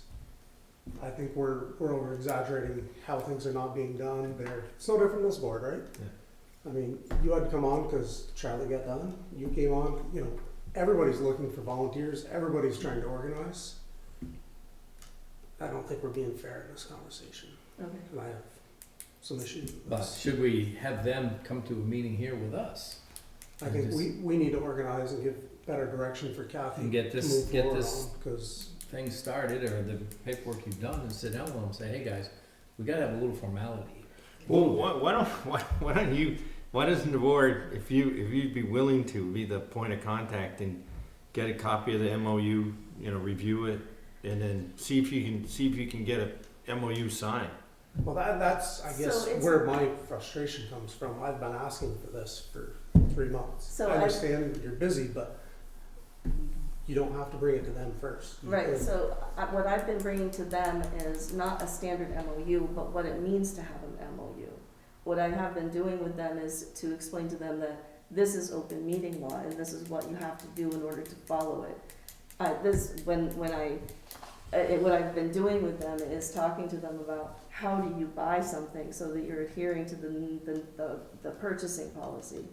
And I'm talking to them, and all of those elements would go into an MOU, but they haven't been in a position to I receive think that. we're- So I do feel that, We I have mean, to- I we can, have to- I can think we put need to together. remember this is a small town, it's a small group of Right. volunteers.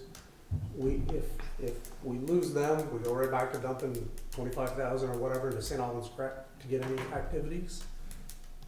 We gotta take baby steps, we gotta You realize can make it this is, simple, you don't have to yeah, make it complicated. and I think that just. Chief, it's would too you, much overload. would you mind Well, kind of? just like Gavin said, just have them come here and we can hash it Yeah. out together. Why, I don't understand, why can't we have a meeting, a regular board meeting, or just a special one with them? Sit Well, down and just say, have them guys, come to this a is regular ours, meeting. this is our expectations, this is what we've come up with. And guys, we gotta have some. But I guess that's what I thought we were kind of working towards, Right. is kind of a draft, hey, this is a simple, and I'll take it to them, but I don't have time. I'm 2 nights a week already in meetings and trainings and Yeah, no, I think we should do it in one of our board meetings I here. would keep it very simple. Yeah.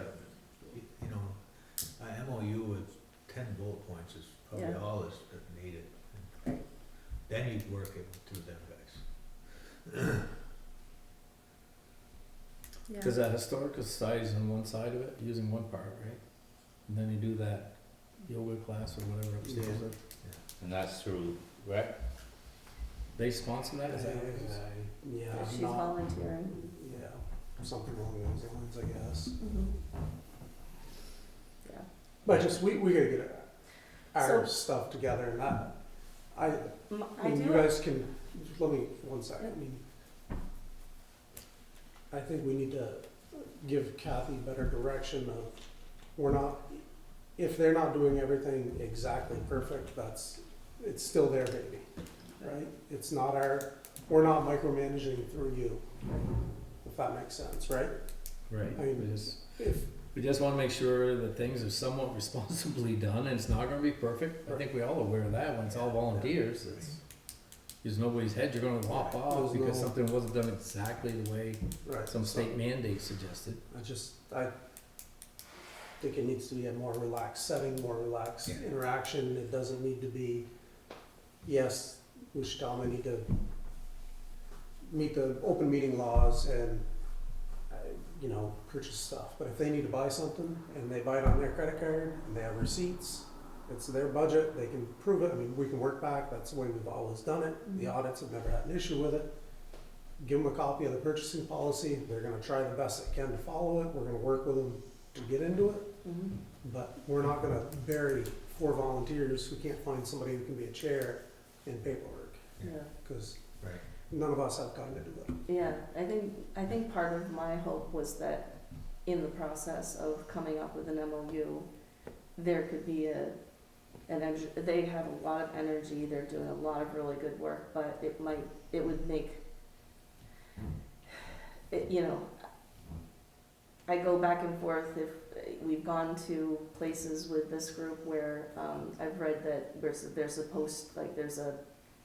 supposed to be doing specific things like posting their, minutes and posting their meetings and making sure that they adhere to things and I don't wanna micromanage that, but I know that was the agreement for the grant committee, for the rec committee, so So if you I have can concerns put about that, your best avenue is to bring those concerns to us, and let us adjust. So that's not a concern, the concern is that I mean, it's not that I have concerns that I feel that they need to be in a place where they understand, so I've been educating, and don't think that I'm overburdening them with policy, I don't think that I'm doing that. I do think that they're coming to this process from a layman's place. They're coming to it, we wanna throw a party for a kid, you know, for some kids, or we wanna do a soccer group. They're moms, they're doing really good work. But when it comes to, that's a committee, that's like PTO, that's a committee. When it comes to the municipality, the recreation committee, they haven't been adhering to anything. So having that conversation about how do you purchase something, the reason that came up is because they've been using Jonathan's credit card. We had talked, you know, I do think that this has been an ongoing discussion as best as I can with them, and then also with you. And I haven't created an MOU because I guess my thought is, because they're volunteers, they're this, they're that, whatever, and you're the town administrator. Right.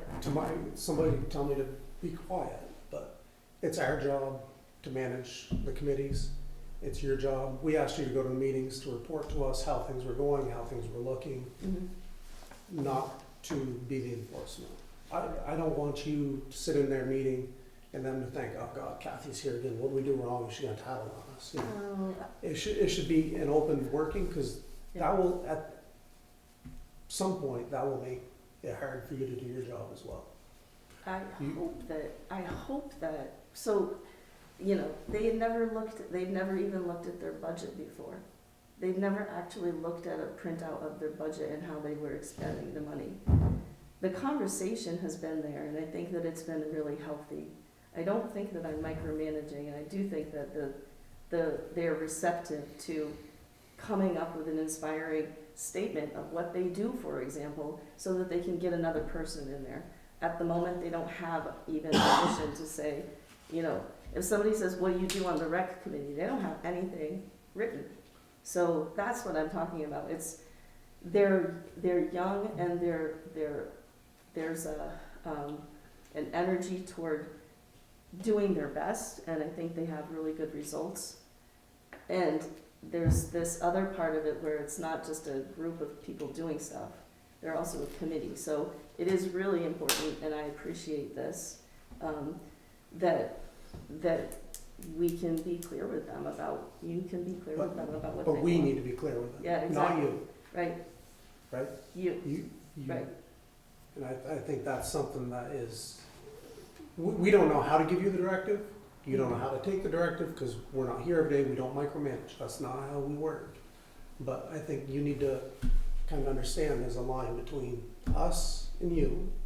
When we ask for the memorandum of understanding, that's important. The insurance, that's important. You come to us with that stuff. The minute you talk to the insurance company, the next meeting you should have had hey, here's, you know, what we're covered for, in writing or some plain English, because that's a big liability on us, not on you.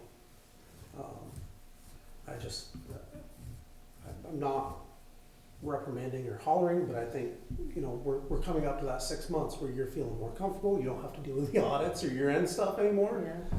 Things should get enjoyable, but you also need to find where that line is and ask us, you know, hey, they don't have a chair, you know, we need to do this, or they're a committee without a mission statement. They're not the first committee in the world not to have a mission statement. Right. I can tell you 10 other groups in town that don't. That's Right. fairly minor if you have a bunch of motivated people that are responsible and show where they're spending their money.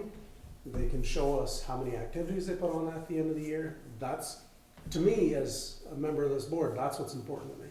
Not a little piece of paper that's gonna get thrown under the desk and not seen for 10 years.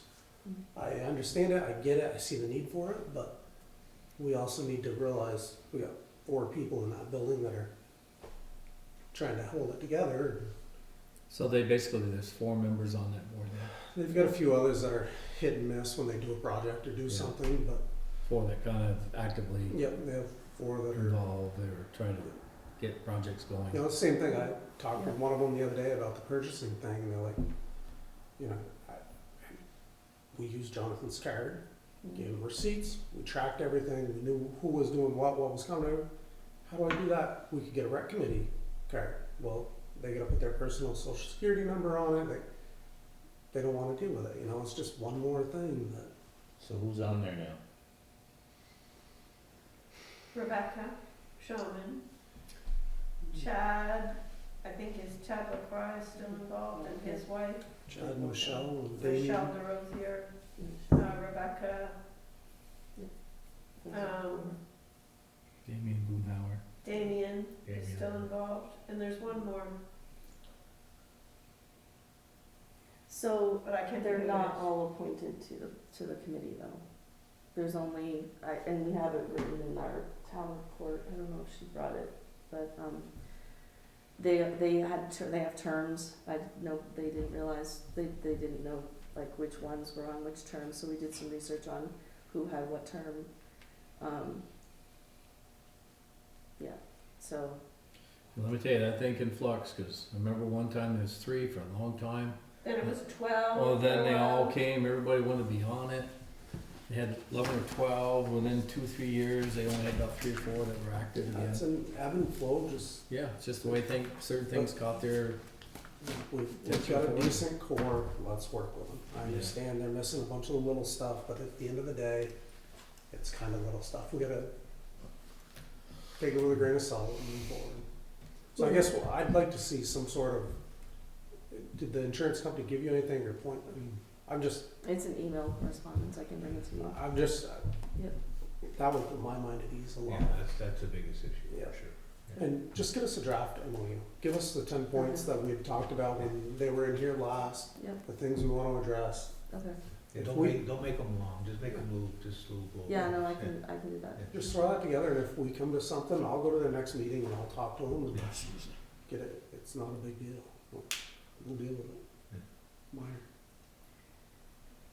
So I hope that you don't think that I really, I've been involved with what they're doing, and I helped decorate for the Halloween thing, like, No, it's a I hope discussion, that it's a you don't growing think- pain, it doesn't, yeah, I hope I'm learning from them as much as I hope they're learning from me, and I don't think that they're doing anything wrong. I just think that, I think it's helpful to invigorate a group, and I've done that a lot in my career, is invigorate groups, to bring them to a place where they have a mission, a calling, and they're organized. So I don't wanna micromanage anybody. I will put that skill set in the background for a little while and go there and let you guys just, I'll come up with I it. mean, bring concerns to us, just, it puts you in a bad position and us in a bad position if you're. Well, I think, you know, kind of listening, I think, you know, we've got this body of law where we're trying to become more formal. We got this, we just threw on the library, you know, this cash receipt control system, which got, you know, we formally adopted. And then, so we got this library town thing, and then you got the rec department. And I think what Dave is saying, I think we wanna just be very careful about not, you know, it's not, you know, just by your involvement, you're trying to help them. And, you know, I think we're in a good spot now. Insurance is, we're gonna check the box on insurance, and we're gonna kind of work on an MOU. Dave just made a huge, you know, so you go, you know, you made a huge volunteer to go. Tell my wife to put me up to it. Yeah, well, Can you edit that, please? and yeah, we'll go slow and try to go easy. So Yeah, you're gonna go slow and easy, right? slow and easy, and No, you know, sorry if there's a about way that we Except for can the scream, if there's a way that we can get this credit, you know, like make it as painless as possible. Let's keep that as a question, where we have some means for them to, you know, like the spending, you know, that. I'm not suggesting I know the answer. Yeah, I don't know the answer, but slow and easy. Thank you for attending those meetings, Dave. Thank you for, you know, going to the next one. thanks Dave for being volunteered to it. Boy, I had to take somebody with me just to make sure. I could pick you up, Brian. So did you have any other questions for me? No, I've given you enough crap for tonight. Wow, yeah. ARPA funds. Wait, Yeah. my turn first? No. Sure. Start talking about ARPA.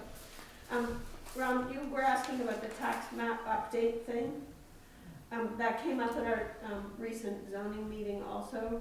I just wanted to let all of you know that Sharon True's son is back in town. And he is actually, a cartographer who works specifically with digital mapping. And is actually looking for something to do. Would probably do it for a lot less money than you're paying whoever it is you're paying. Just an FYI.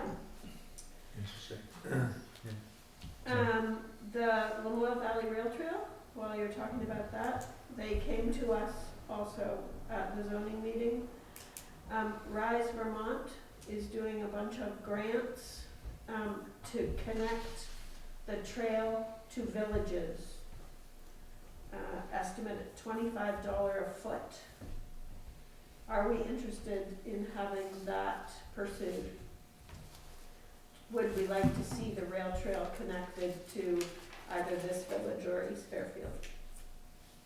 It's pretty well connected over I was there. gonna say, in East Fairfield, you walk off and you're in the village. Yeah, you're right. It So I is don't right suspect there. that one's gonna require. And But that here- Skidoo trail, they come down through the meadow by the town, the old town garage, or the salt shed. They Go do, down, go down to, they do, so it Fairfield wouldn't take, Market. it wouldn't take a lot probably. But, Tory Crossman and his dad specifically is very involved in working on the trail. And, they volunteered to look at grants and see, but they wanted to start with, are we interested in connecting, having a trailhead for the village with parking, et cetera? So, two different things. Trailhead, like having a place to park in front of Tom's house, Or or by you're talking, John Brannon's house, Right. that, those main, yes, or and having a, both things, and connecting trail to the village. can you get there from here without going over the river? I don't know how they do it when they go down through, maybe it's cause it's winter time or something? what's that? Vast is no big deal. You're talking about a walking path. Yeah. Yeah, But they're gonna have to have a bridge or something You're down gonna have there. to acquire land and. Right, or at least. I mean, easements. as simple answer, if he's offering to do it for, just take a look, I'd say, yeah, have him take a look, and then, I mean, if, But the question is, do we want a trailhead? Because then somebody else might do the work to, like, the trailhead would talk to the landowner, see if we could get a little bit of space. Do we want it? Should we get him to park in Tom's yard or Gavin's? I was gonna put a hot dog stand down there by the back of the barn, and we'll pass it right through the back window of it, so close to it. Pretty much. Yeah. That's an interesting one. I don't. You can think on it, doesn't need to be read off now. I guess I'd be interested to see where they want their trailheads. That would be a question that you would answer. Where do you want the trailhead? I'd be more concerned about the cost. Yeah. Well, it's a grant, and Tory Crossman's dad, I can't remember his first name, Still a cost. $25 a foot is what they're suggesting. And, but it's a grant, but there's probably a match to the grant. I would assume there would be a match. And then you But have to buy a Rise sidewalk Vermont is plow. doing grants. We don't wanna get into those. I Yeah, mean, they won't if do- it's something you're interested in, I can ask Patrick to look at it. I'm not interested in the trail connecting the village. I think that'd be a costly Yeah, project. yeah. Would that be, that thing for, East Fairfield, that grant, is that something he could find? I would think he could work with them, yeah, if he was. Well, I just wondered, I mean, if that's something they're gonna need before we probably get that funds, or know how we're gonna use it. I mean, that 16, they need right off, kinda like. It sounds like the. Andy, that's his name. Andy, thank Yeah. you. Yeah, he's a great guy. Yeah, that 16 or 18,000, whatever they need to get that study started at the water district in East Fairfield is one that I think we should come out of that opera. That's what it's there for. Yeah. Something like that, this walking trail down there, and just the long term, so once it's established, then you know who they're gonna be after to maintain and keep it, Yeah. be after the town.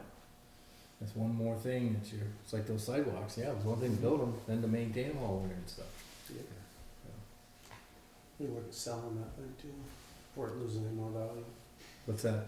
Stupid sidewalk plow. I was supposed to get us by a year. That's so far, is it? Is it broke down or anything? No. I have one more thing before you start going off. So Tracy Hadrick, you know where he lives? Yeah. Up at, on Sheldon Woods Road. He's having an issue with a dog across the road. And he wants to know if you wanna do anything about it. So the dog is maybe a little bit aggressive, but mostly it, does its business in his yard. And it encourages his dogs then to be leaving his property, which they never do. It attacks Didn't we just his, have a thing where it's state police now? only if it's an aggressive dog, and this is not. Didn't So- you just say it was semi? No, Who makes it That's Who what I'm makes the saying. determination? Yeah. It attacked his skid steer once when he was riding it in the summer. He actually just sent me a message, saying that it's getting worse. Then the dog's getting more aggressive. Yes, absolutely. Possibly So I state told police. him what the typical is. He's worried about the possibility a customer might get bit. That's what I mean. It's a high liability. The state police just said they're taking responsibility for it now. Well, the state. Is this the police- guy who repairs four-wheelers Yes. and that stuff? Yes. Yeah.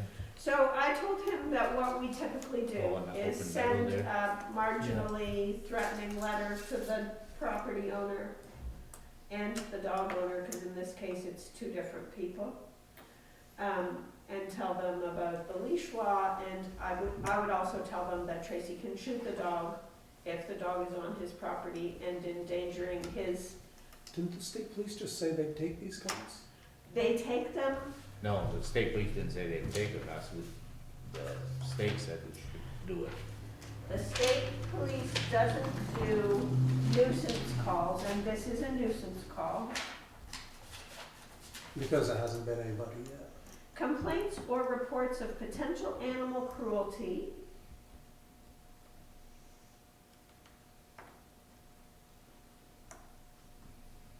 They'll take the case after Tracy shoots the dog. They would. Humane officers authorized to conduct animal cruelty investigations. So yeah, it's only animal cruelty. Okay, I misread it. I hate getting into these things. There's no awareness. I can, So I there, can give him the bids, right, because it's. he's suggesting that he's gonna go to his lawyer if we aren't gonna do anything, but there's no harm in writing a letter. Their dog isn't licensed. For standard. But up to you. Do we have a standard form letter for that? Pretty standard, yeah. I don't have my computer with me, so I can't show it to you, but basically what it says is, we've received a complaint from one of your neighbors about the dog, your dog leaving its property, and although we don't have a leash law, you're required to have your dog under voice control at all times, and you should also know that if your dog is worrying, I think the statute says worrying or something, your livestock or animals, that it can be shot by the landowner. Yeah. So I I just don't know if I include a put copy that of the in, like, I think I statute. take Yeah, a shot that- bar now, yeah. I send the rest I of the include the statute, I don't say it, I just include, I say, here's the statutes, but that's what the statute says. Yeah, I say that there's a leash law and you have to have your dog under control at all times, and I also remind them that their dog hasn't been properly licensed with the town of Fairfield and that they have until X day to do it. Might as well start somewhere, at least. Yeah. I think we're doing a little something. Well, he would like that, I'm sure. Yeah, I'll authorize that. Thank you, And that's all I have. I give him a little more standing, I guess. So ARPA? Yeah. Basically the moral of the ARPA story is that since they, came up with the final, ruling on ARPA, Yeah. we have the ability to use without funding for most anything. I have included, sorry, in your packet, could you take over for a second? Sorry, I have to. Yeah, so the final rule from it's kind of a moving target. It's kind of gone from I think it was broadband, water quality, sewer, and underwater quality was also stormwater. Like, those were the 4 tenants. And now it's, the criteria has opened up. A lot more flexibility. I did talk to another municipal government, and I was surprised to hear that they were borrowing this year and planning on taking ARPA funds to fill like their budget next year, so they could keep their tax increase like more reasonable this year. And I thought, and I'm not suggesting that, but I'm just, yeah, so that's what this, from the Vermont League and Cities basically says, and you can kind of see, you know, the broad stuff in the back. Yeah. This is a lot more open than it was a month ago. Huh? Yeah. I did a little research, and I you know, this you know, when you think about, and I talked to Mo, and I said, hey Mo, how many roads do we have that have, you know, that have been designated as road erosion inventory? And there's like 125 roads that are well, there's like 500 in our town that have been designated erosion risk, and the it's not only just putting in like riprap and stormwater. You can also resurface a road. You put an old culvert in, and you start thinking about, you know, 150 segments, doing some road improvement. And you know, I talked to Mo, and Mo said, oh, that would really accelerate our plan on enhancing a lot of our roads. Yeah, so I mean, when you think about, yeah, like water, the water system we just had, the air packs, you know, Ron and I met with Efficiency Vermont, and most of the stuff is pretty straightforward, except the common school. You know, we're spending $4,500 a year for heating, and it's a beautiful building. I'm sure it was really a beautiful building, you know, 80 years ago. You probably went there, Tom, but Nope. the windows, it could take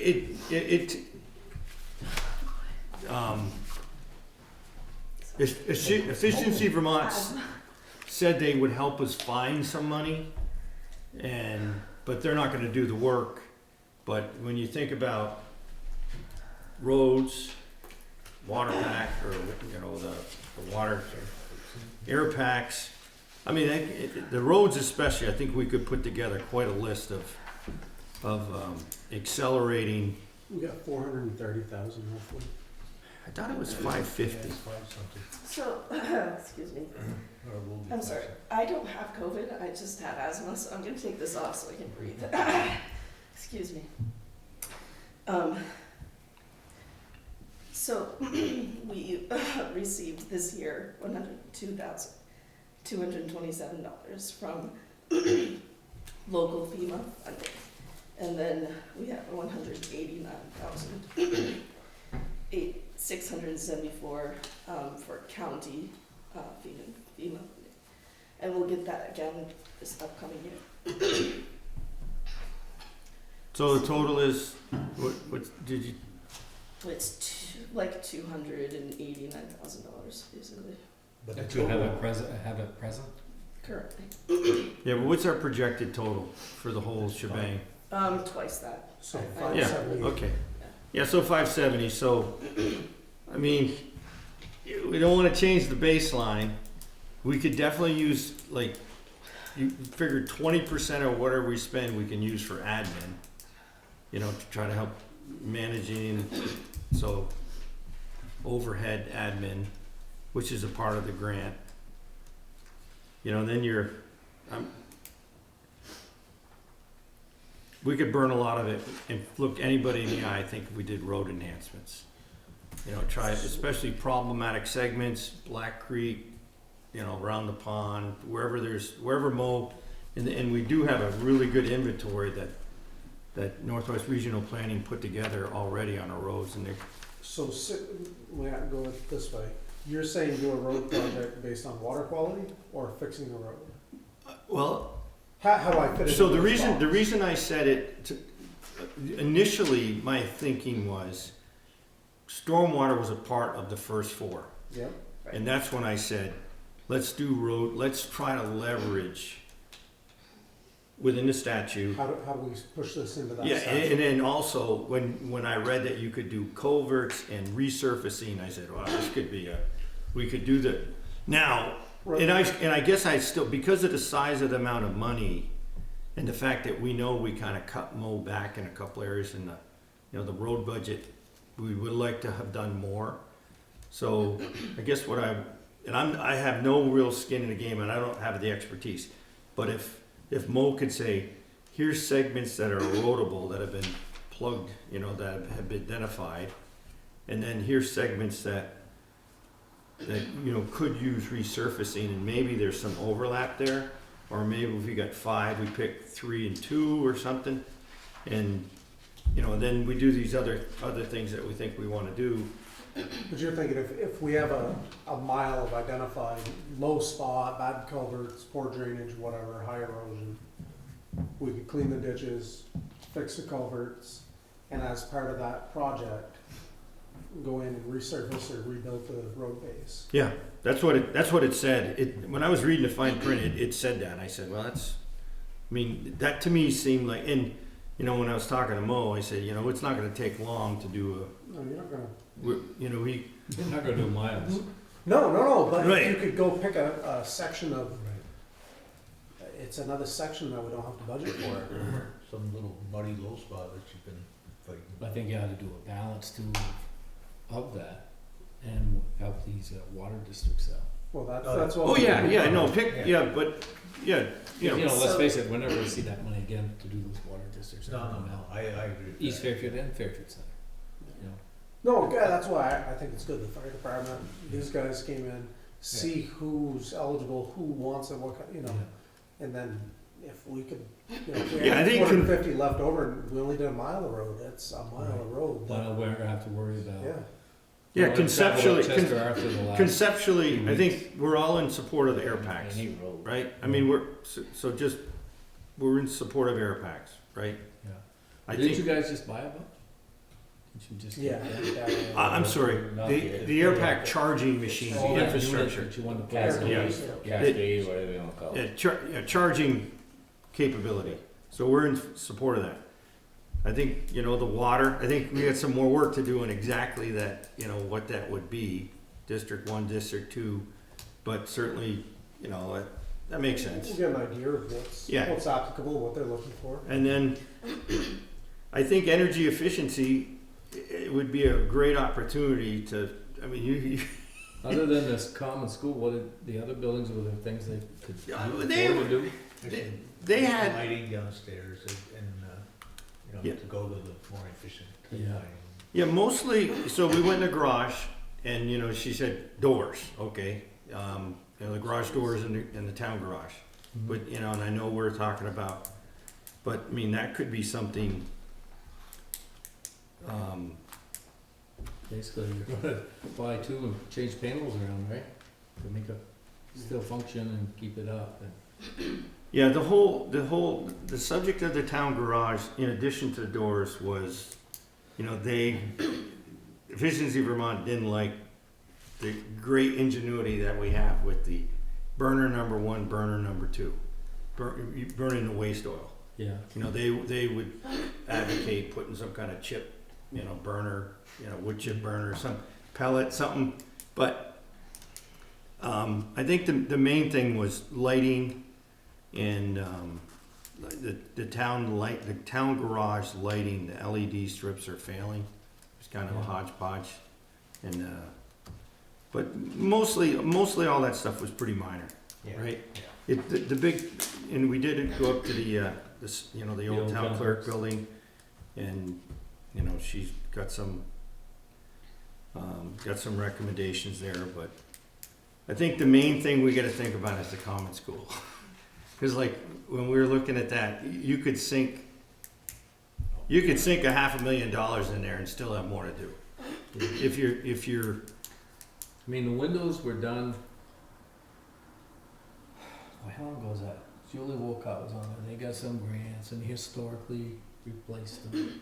It's not that long ago. No, it's less than 10 years ago. I was isn't it? gonna say less Don't think they than 10. replaced them, they just painted them and Paint shimmed them. yeah, I don't think the windows that I saw have been new. I mean, There's no windows, they No, just, They put they made them historically accurate. yeah, 20% of them have storm windows, or Yeah. maybe 80% have storm, 20% don't have storms. Most of the windows, probably 50% of the windows weren't closed. It's like a rental, like, Yeah. the latches weren't even closed, or the top window was in the bottom, and so there's leakage and, yeah, so I mean, that, we could sink $100,000 into that easy, for, insulation, triaging the windows. And I think, if we paid $4,500 last year and then our budget, it's gonna be $8,500 this year for keeping it. So anyways, I think, I think if we came up with a rough budget that said, those areas, sprinkle a little bit, energy efficiency, but the big majority of it, I think, work with Mo and say, how can we attack, the road segments that were highly erodible, segments requiring improvement, and there's have them, somebody could talk to them, just have them, give us a road and have, get an estimate of what's gonna cost. yeah. Have them pick out, I mean, those guys know the roads, I mean, like we said, just going onto the road for after you get off the blacktop is bad. And when you first start coming off to, Duffy Hill, when you come off Enosburg into there's a, 50, 100-foot section there that's all, section, no matter what the. I mean, there's Well, so some you up could towards the piecemeal Metcalf. Yeah, and we know we did what we did best we could this year with the budget, but I think this would be a responsible No, thing I'm for just doing. saying, give us a road so we know it, and, I mean, that would be coming down, but for the initial things, I mean, I guess if the fire department wanted that, I would okay that, and I would okay that 18,000 for the, But how much for is their that study. air charging station? Is there any grants for that? I think it was 44 grand, and I think Total for that? You'll blow close, 45, 50, somewhere's in that ballpark. they've tried grants and they, never. So say you get that, I'm just throwing this out. So if you did 40, call it 45 for that, these water districts, you're gonna have to, you give kind of equal shares. I mean, I'm thinking the minimum, and you say you guys gotta get your own grant money, but let's call that 50,000. That's 50. I don't think that's unrealistic. So there's 100 of it gone. And then the rest you're gonna say, Actually, the water would be 50 each probably, because he had 50 of his own. But- right, then they were That was trying to get, top of it, yeah, so so pretty soon you're down to $300,000. Then you put that some efficiency stuff, let's say you do 100 there, with all the projects you're talking. Is there anybody else in town, like the water departments, that could put a project on the ground and have a benefit to the town that we should reach out to or talk about, or? I'm just asking. no, it's a fair question. Yeah, I mean, but I mean, like I said, there's not a lot. You get 4 or 5 projects and 50, 200, and boom, you're done. And then money's gonna be gone, or committed, not Yeah. gone, but committed pretty quickly. Yeah, it won't take long, that's for sure. I guess I'm thinking of projects that, it'd be hard to get the money other ways than this money being available. Kathy, did I hear you say? I know I've heard it on regional planning. They're already got, 2 or 3 Like, projects, and so they're going good, so Yeah. I'm sure they wouldn't refuse it, but. I think I heard that the town doesn't need to take any money for the broadband initiatives. Those I are, was just gonna say yeah. the same. Yeah, that's So- moving along. The one thing that was a little bit lacking was what's the infrastructure that's required to support the water meter? When he says I think he's an outstanding plumber, but he says I don't do computers and he doesn't, I don't know about, you know, I just think there's some other answers about either broadband, cellular, wireless, something to support that infrastructure that might be available in Georgia, might not be available. So, Right, like East Fairfield has cable, doesn't it come? Came from Bakersfield to East Fairfield. I don't think so. You don't think it is? in Over the East next Fairfield? I mean, they Yeah, should be I able to, Yeah. they should be able to, I mean, you got Verizon you building should right be there. able Verizon, right, they got the East Fairfield thing right there that should have good, I mean, we have decent, okay. no, but internet service at our house and we threw off the telephone. Yeah, Yeah, we're gonna get, universal access broadband over the next year and a half, 2 years, Through the whole town? through all of the municipalities that are involved with the the regional communications union district. Cause I know now they've got There's number tons of associated, you money get 7, coming in. and it ends at your house. Yeah. We get 3, we were 1.5 for a while. And that's the best they can, and like I say, Tom, I think they said there's 1,700 and 1,800 feet between us. And it won't extend that far, get the better. You know, it's They like, have we got plans to good, lay pretty good fiber. service at the barn, but, tenant house over behind the barn, they get nothing. Yeah. I get no Well, service at all. Well, if we put 60K, just 60K on the water stuff, maybe, you know, District 1, District 2, total of 60K. Air packs, 45K. Energy efficiency, 100K, that might be heavy, cause maybe we, but let's just for giggles. So that's 200K, and if it's fine, so you got 350 left for roads. Which, good time to sell road materials. I mean, there's gonna be a lot of towns, you're gonna be throwing a lot of money at, I mean, that's why I think it's good that we get that bridge thing committed, because, Yeah, I was talking to a guy that puts out bids, and he was saying usually because some of these bidding processes, of road work, I think, you know, there'd be 20 of them show up. So some of the big ones didn't even bother, they got so much work ahead. They know they can't meet any of these completion dates, so they didn't even go, so the smaller guys are getting, and they're just jacking prices up as well.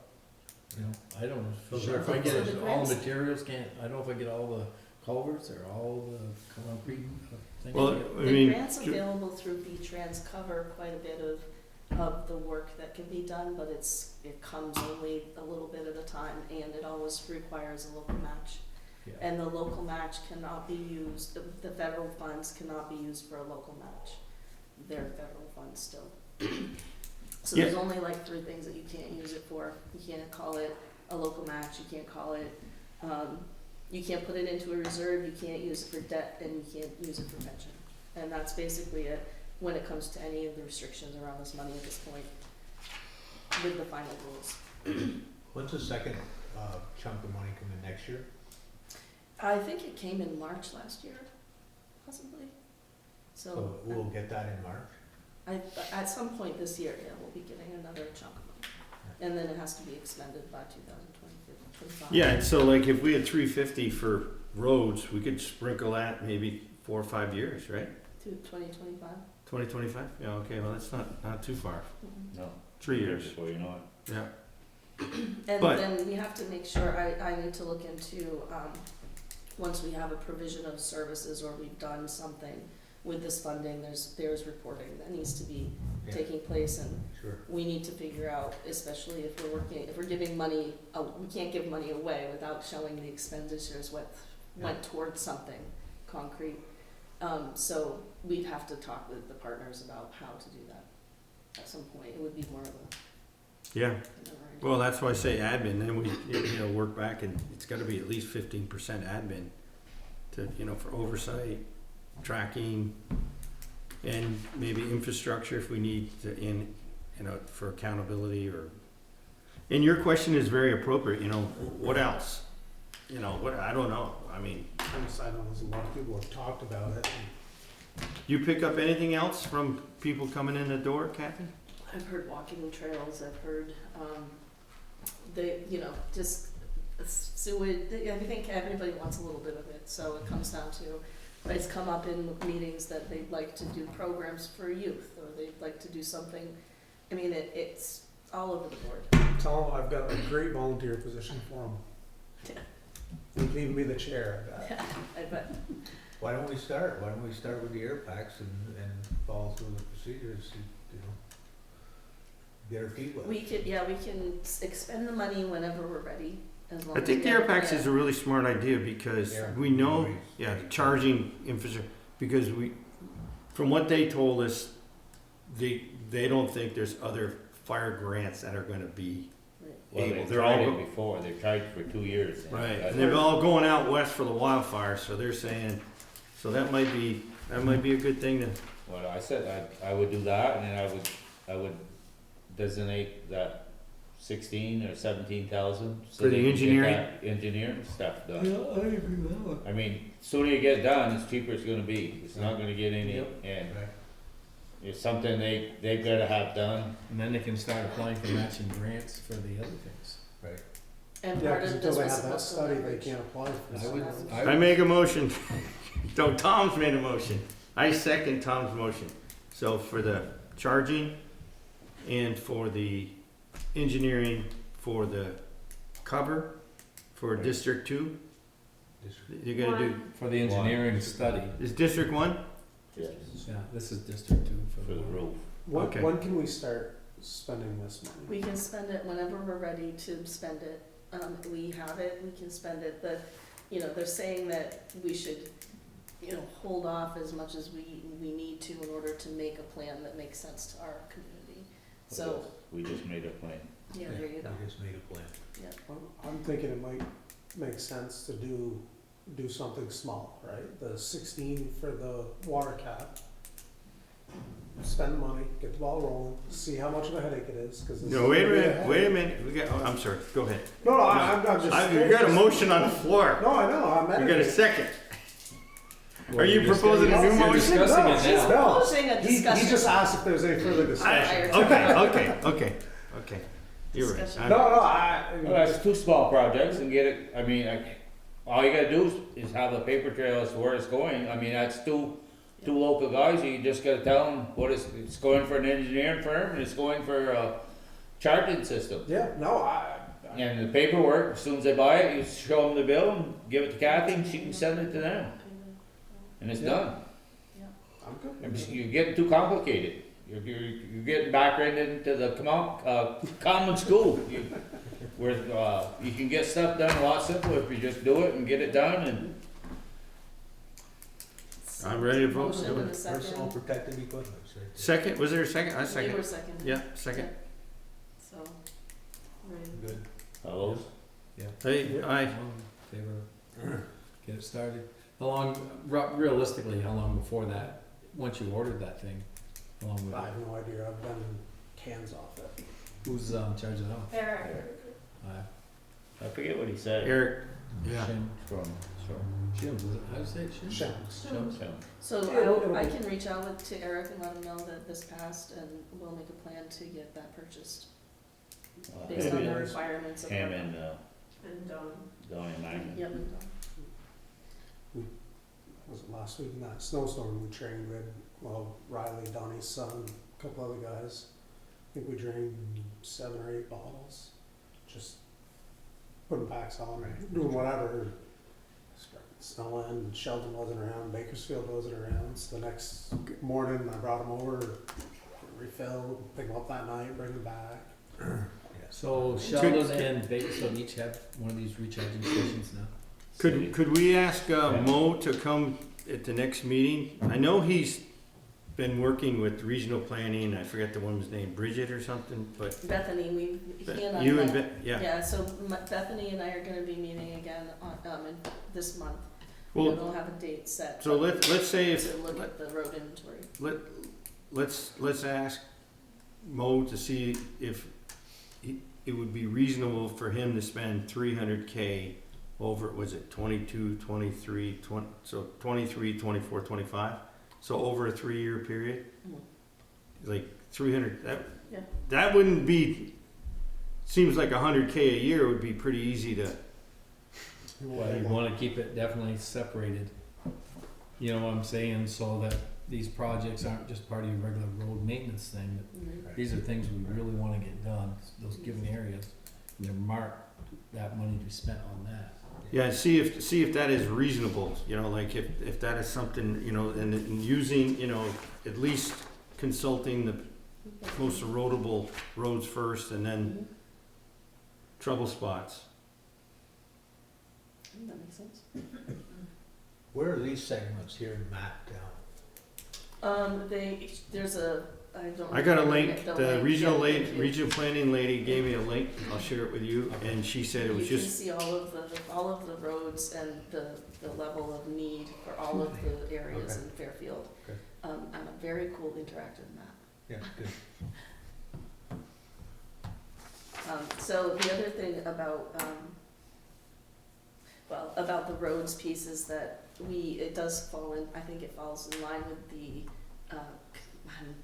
learning about your municipal plan, and there's a capital, plan that was supposed to be completed by the end of this year, according to that. I don't know where we are on that, but, this could be part of that. We could just show that we've been doing that work, so if we can make a plan for our roads, that's capital improvement.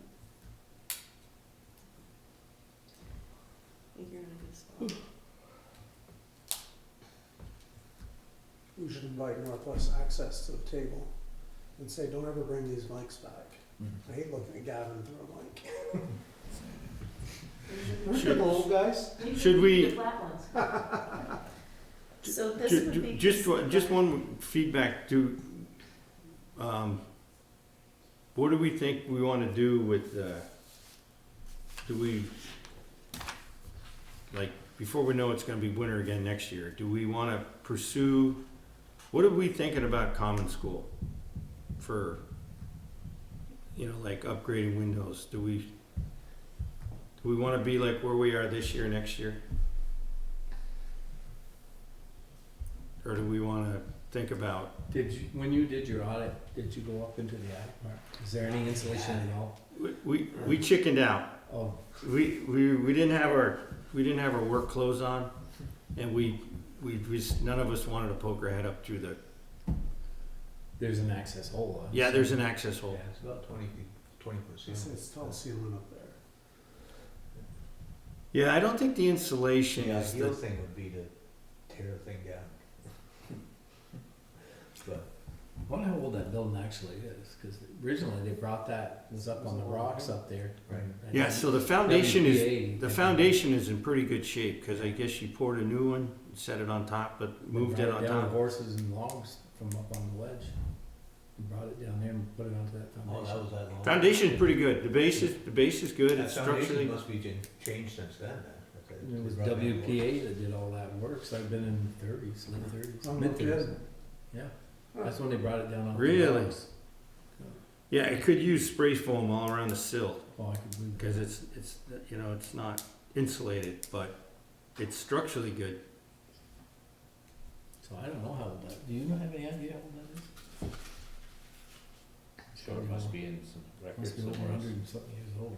I mean, we could, you know, because she wasn't really an auditor, she said, but we, you know, we could, and I'm not pushing for this, I mean, we could defer to the next meeting, but if you want, we could hire an auditor for that building, and, or we could hire a contractor and say, here's our punch list, put together like a budget.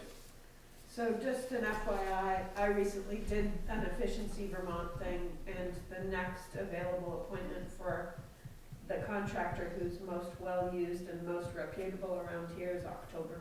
See, that's why I think, exactly, and that's why I think Tom is, you know, saying if we wanna do something, we probably ought to be thinking now, because it's so, It's called the Energy Co-op of Vermont. They're out of Colchester, and they have the best reputation of all of them. And it's not till October that they're gonna come and look at my house. That's the one you can buy fuel from and everything Yeah. else, right? It's a co-op, What are they, like 10 or 15 cents cheaper on fuel? apparently. I'm not buying fuel from them, I just want them to do an energy audit on my house. Maybe would a municipality maybe come up quicker, maybe not, Who? for a municipality. Definitely would would be- Maybe. this return on Possible, investment there. possible. It also seems don't we also have a bid for how much it costs to Lower the upper replace the ceiling. doors to the garage. Layer of insulation. Oh, yeah, yeah, we do. So that's all, that's like shovel ready, right? Yeah, that's it, that is, yeah. So that would be another low Yeah, hanging fruit. but that you don't need, if you wanted to. however tall that ceiling is. No, it's 20 foot. Do you wanna make a motion that we use the ARPA funds for, like the amount for the quote for the door, you know, the door, for the town garage? I mean, it was, I think that Mo did a cost analysis of what it would cost for all of them to be replaced, or just one. And he had already discussed with somebody about the length of how long they would last us at this point, and it wasn't looking great, right? So, Yeah, I think it was like 20K, but they were gonna take the lowers, they're gonna replace the basically lower. two doors and split them all Two up to door, make two them doors, more- I think, this year, just the lower units. Right, we budgeted 2 replacements. Yeah, but they were basically taking Take the top two bottom sections. panels are the ones that get the worst damage. And taking 2 doors basically and use them across the whole bottoms of the 6. I think that's what they were talking about. If I remember it. So what funds you gonna use? Mills had better get ordered because those doors take forever to get. You No, I'm just wouldn't- saying, if- Right. maybe we, We could have a plan before we dump money into it. We're not gonna just, but the garage doors, we know we're gonna do. You talking? you think you can put garage doors under?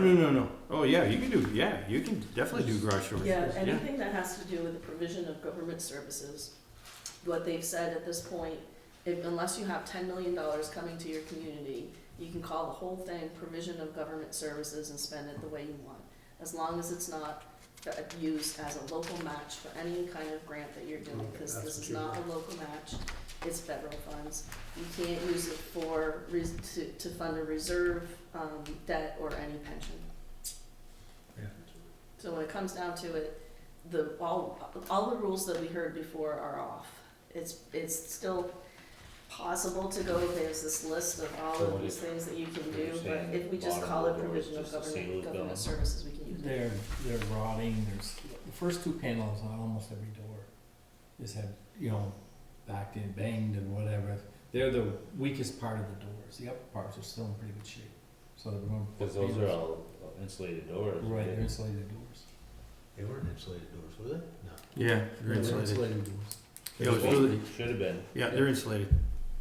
Yeah, I remember it was really cold, there was ice buildup on Yeah. something, the fire department, they don't get the use at the, No.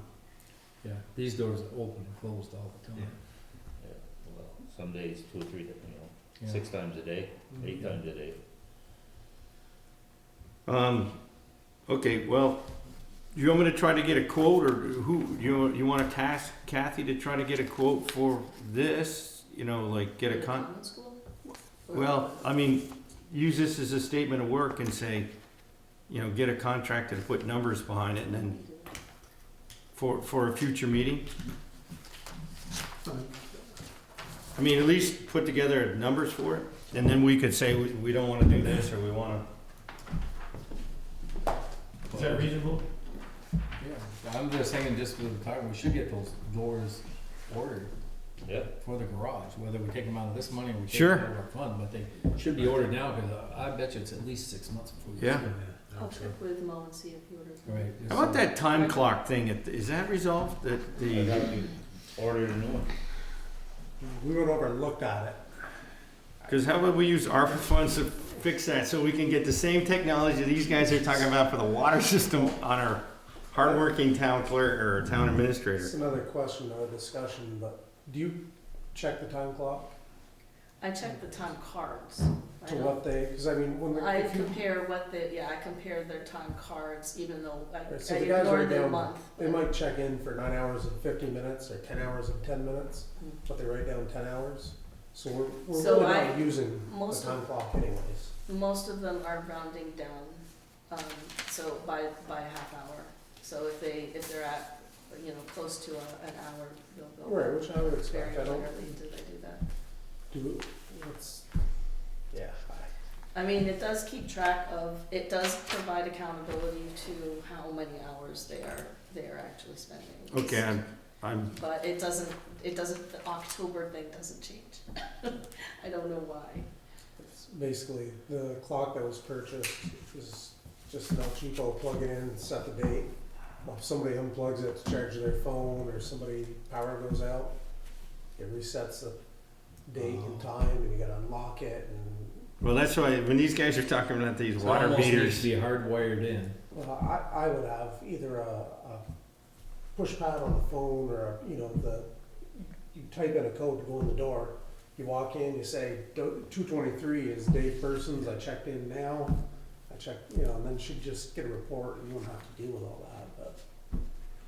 well, that's, And they that write would down on be, these worksheets what they actually were doing Yeah. that day, right? I mean, They gives you a do, little yeah, idea what they're actually working on with these things. I mean, there's Yeah. pros and cons, I'm sure. Right, it's, we're well, doing, That's why they have the other page, they have a kind of a cover sheet of their activities, and then it talks, they have to report what equipment they're using, just in case we are counting it toward a grant, and they have to, report what they're doing for how many hours. yeah, going forward, if there's a way to make it easier for everybody, if there's a, you know, if there's an off-the-shelf solution that makes it easier for the employees and for you, oversight and tracking expenditures for ARPA funds, you and could get just we like could- what they have, I mean, I use a timesheet at work, you No, check in. Most at Swan, he worked for Swan, that's what they had. You This- punch a 3-digit number in and Yeah. that's it. Yeah, you know, for, So, if I we're mean, gonna be, how much is that thing? I don't know, we'd have to find out. He was supposed to find out. I asked But the him. thing He said he is, was gonna find out. you know, you have your time, but then you still gotta do all that writing because you Well, that's gotta what I'm account for saying, you your can, trucks. I've got an app on my phone that I say, okay, I checked in, I'm working for Ben, we're interested in, I'm using this equipment. we're interested in making it easy. If there's, But it would also come down to tracking, cause you could, if you get the guys to do it, it'd be very easy to say, I checked in today now, I checked out now, and then when you punch out, you check, truck 23, loader and sand, and all of a sudden, that's filed in the right place, and Yeah. it could be as simple as Magic of your complex as lives. you want. That'd be great. we want it simple, and we want it easy. And if we're spent, you know, like I said, the ARPA funds say you can, we're gonna have to track this stuff, so maybe that's a, you know, part of the logical thing. What do you think? What do we got left to do? We can discuss this another night. Today We got a we rough sign idea. all 3 of these files. They're all signed. I'll make a motion, we accept the warrants. Second. All those in favor? Alright. You- That's it. so- I make a motion, we adjourn. Yeah, I'll second that. Just like